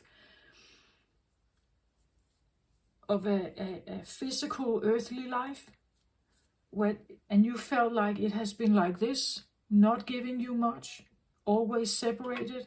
But what if you could merge with, you could create a merge here? What if you could do that? But that's just not what we are taught, right? We are taught that life is hard work and we have to get up in the morning and get going and everything. We have to get some of this stuff away. Allow ourselves to dream a little bit. Regain your youth and fly, it says here.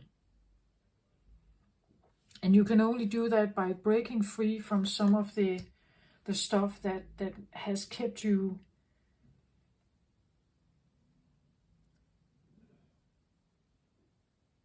somehow bound, I feel like, bound to something.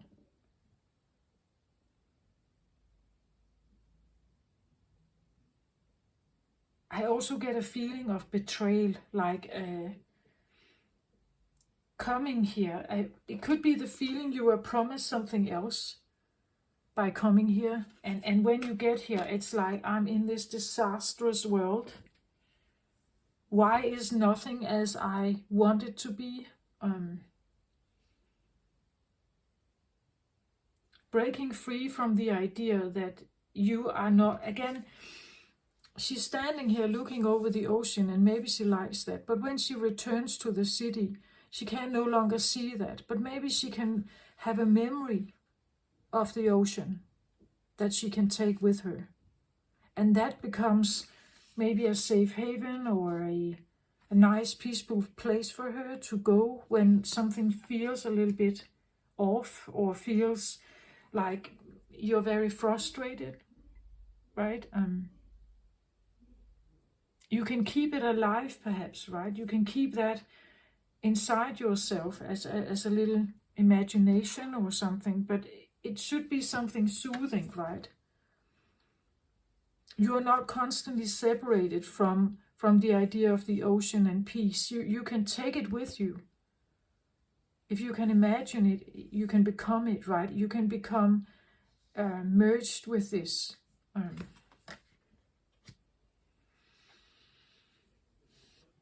So you weave it. This one came up also in one of the later or last readings I've made. This one also actually, that a shift is happening. But the shift comes with you, right? There are light codes coming in from the universe, yes, but the shift is usually something we also need to allow on the inside to break free from something that keeps you stuck here. Create that inner feeling that you're not separated from whatever you may feel. In this Zen garden, you can put whatever you want in here. The most beautiful person you could ever imagine to be in love with or be your partner. The best pet, right? The most beautiful job. You can keep it in here. Right? It doesn't really... This is your space. You can do with it whatever you want. But it may allow you, at least for a little bit of time, to feel that you're connected with something that you may feel that you have been very disconnected from. I don't know if it can help you, but that's what I feel like. That's how you can maybe... This idea that you are somehow separate, that you only live in this world, this black and white world, or Earth is only existing like this. But what if there could be more? But that comes from you. And if you merge these two, you will have this feeling that something on your inside is maybe starting to show on the outside, right? It would be a different experience to be here now. Whatever this is, what you create in here, this can be the feeling of connecting with God, if you feel like that. That you carry God in your heart now. You carry the protection and the love of God in your heart, if that makes sense. If that helps you somehow, that is also a way of merging, right? The merging of coming back home, or the merging that I'm still living this life, but I now add something to it. I'm adding something to it that I thought was not there. I'm adding something now. And by adding, I change my feeling of being here. But that comes from you. You weave whatever that may be for you. If it means that you are weaving a totally new mother here, a different one from this one, right? If you are weaving a totally new mother or friend here, or whatever this is, you decide that.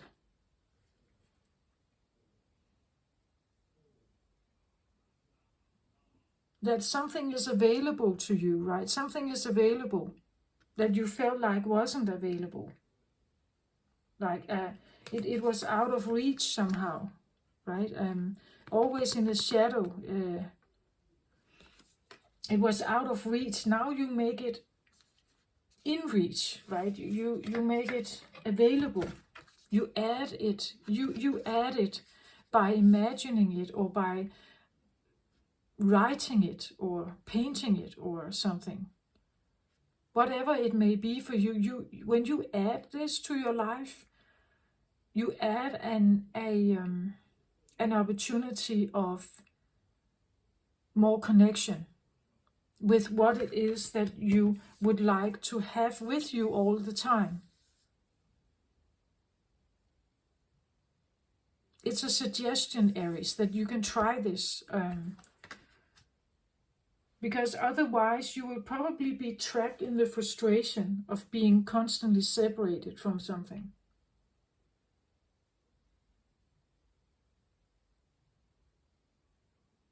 Yeah, this is what I have for you, Aries, this time around. I hope this helped you somehow. At least you can take it with you. Just play with the idea, maybe. Write something down or draw something that could somehow... Maybe you find, pictures in magazines that give you peace, and you make a collage and you look at it every time before you go to bed, and just kind of like allow yourself to connect with it somehow. Something that reminds you of home, right? That reminds you of something very solid and stable, and where you felt you had value and you were important, right? Where you felt good about something that makes you feel good about yourself. And you can take that with you. You have it with you. You take a picture, you have it on your phone. And every time you have a break, you can sit down and just watch this. Or it's a memory, you keep it as a feeling inside you, right?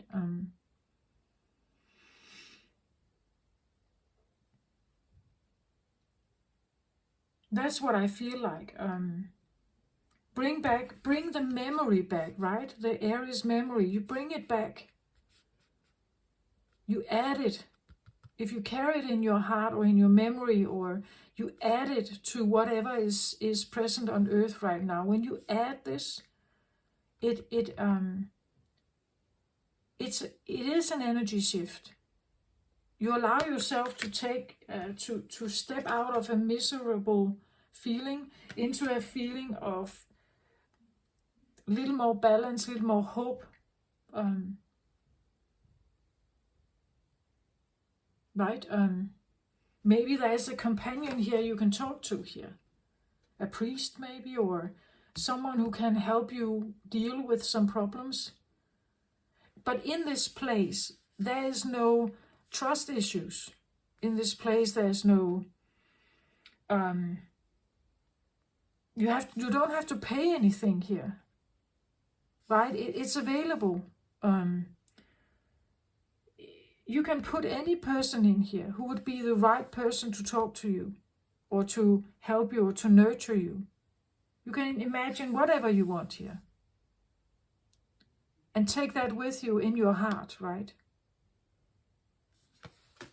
When you feel very alone, or when you feel isolated or abandoned or something, you can go there, always.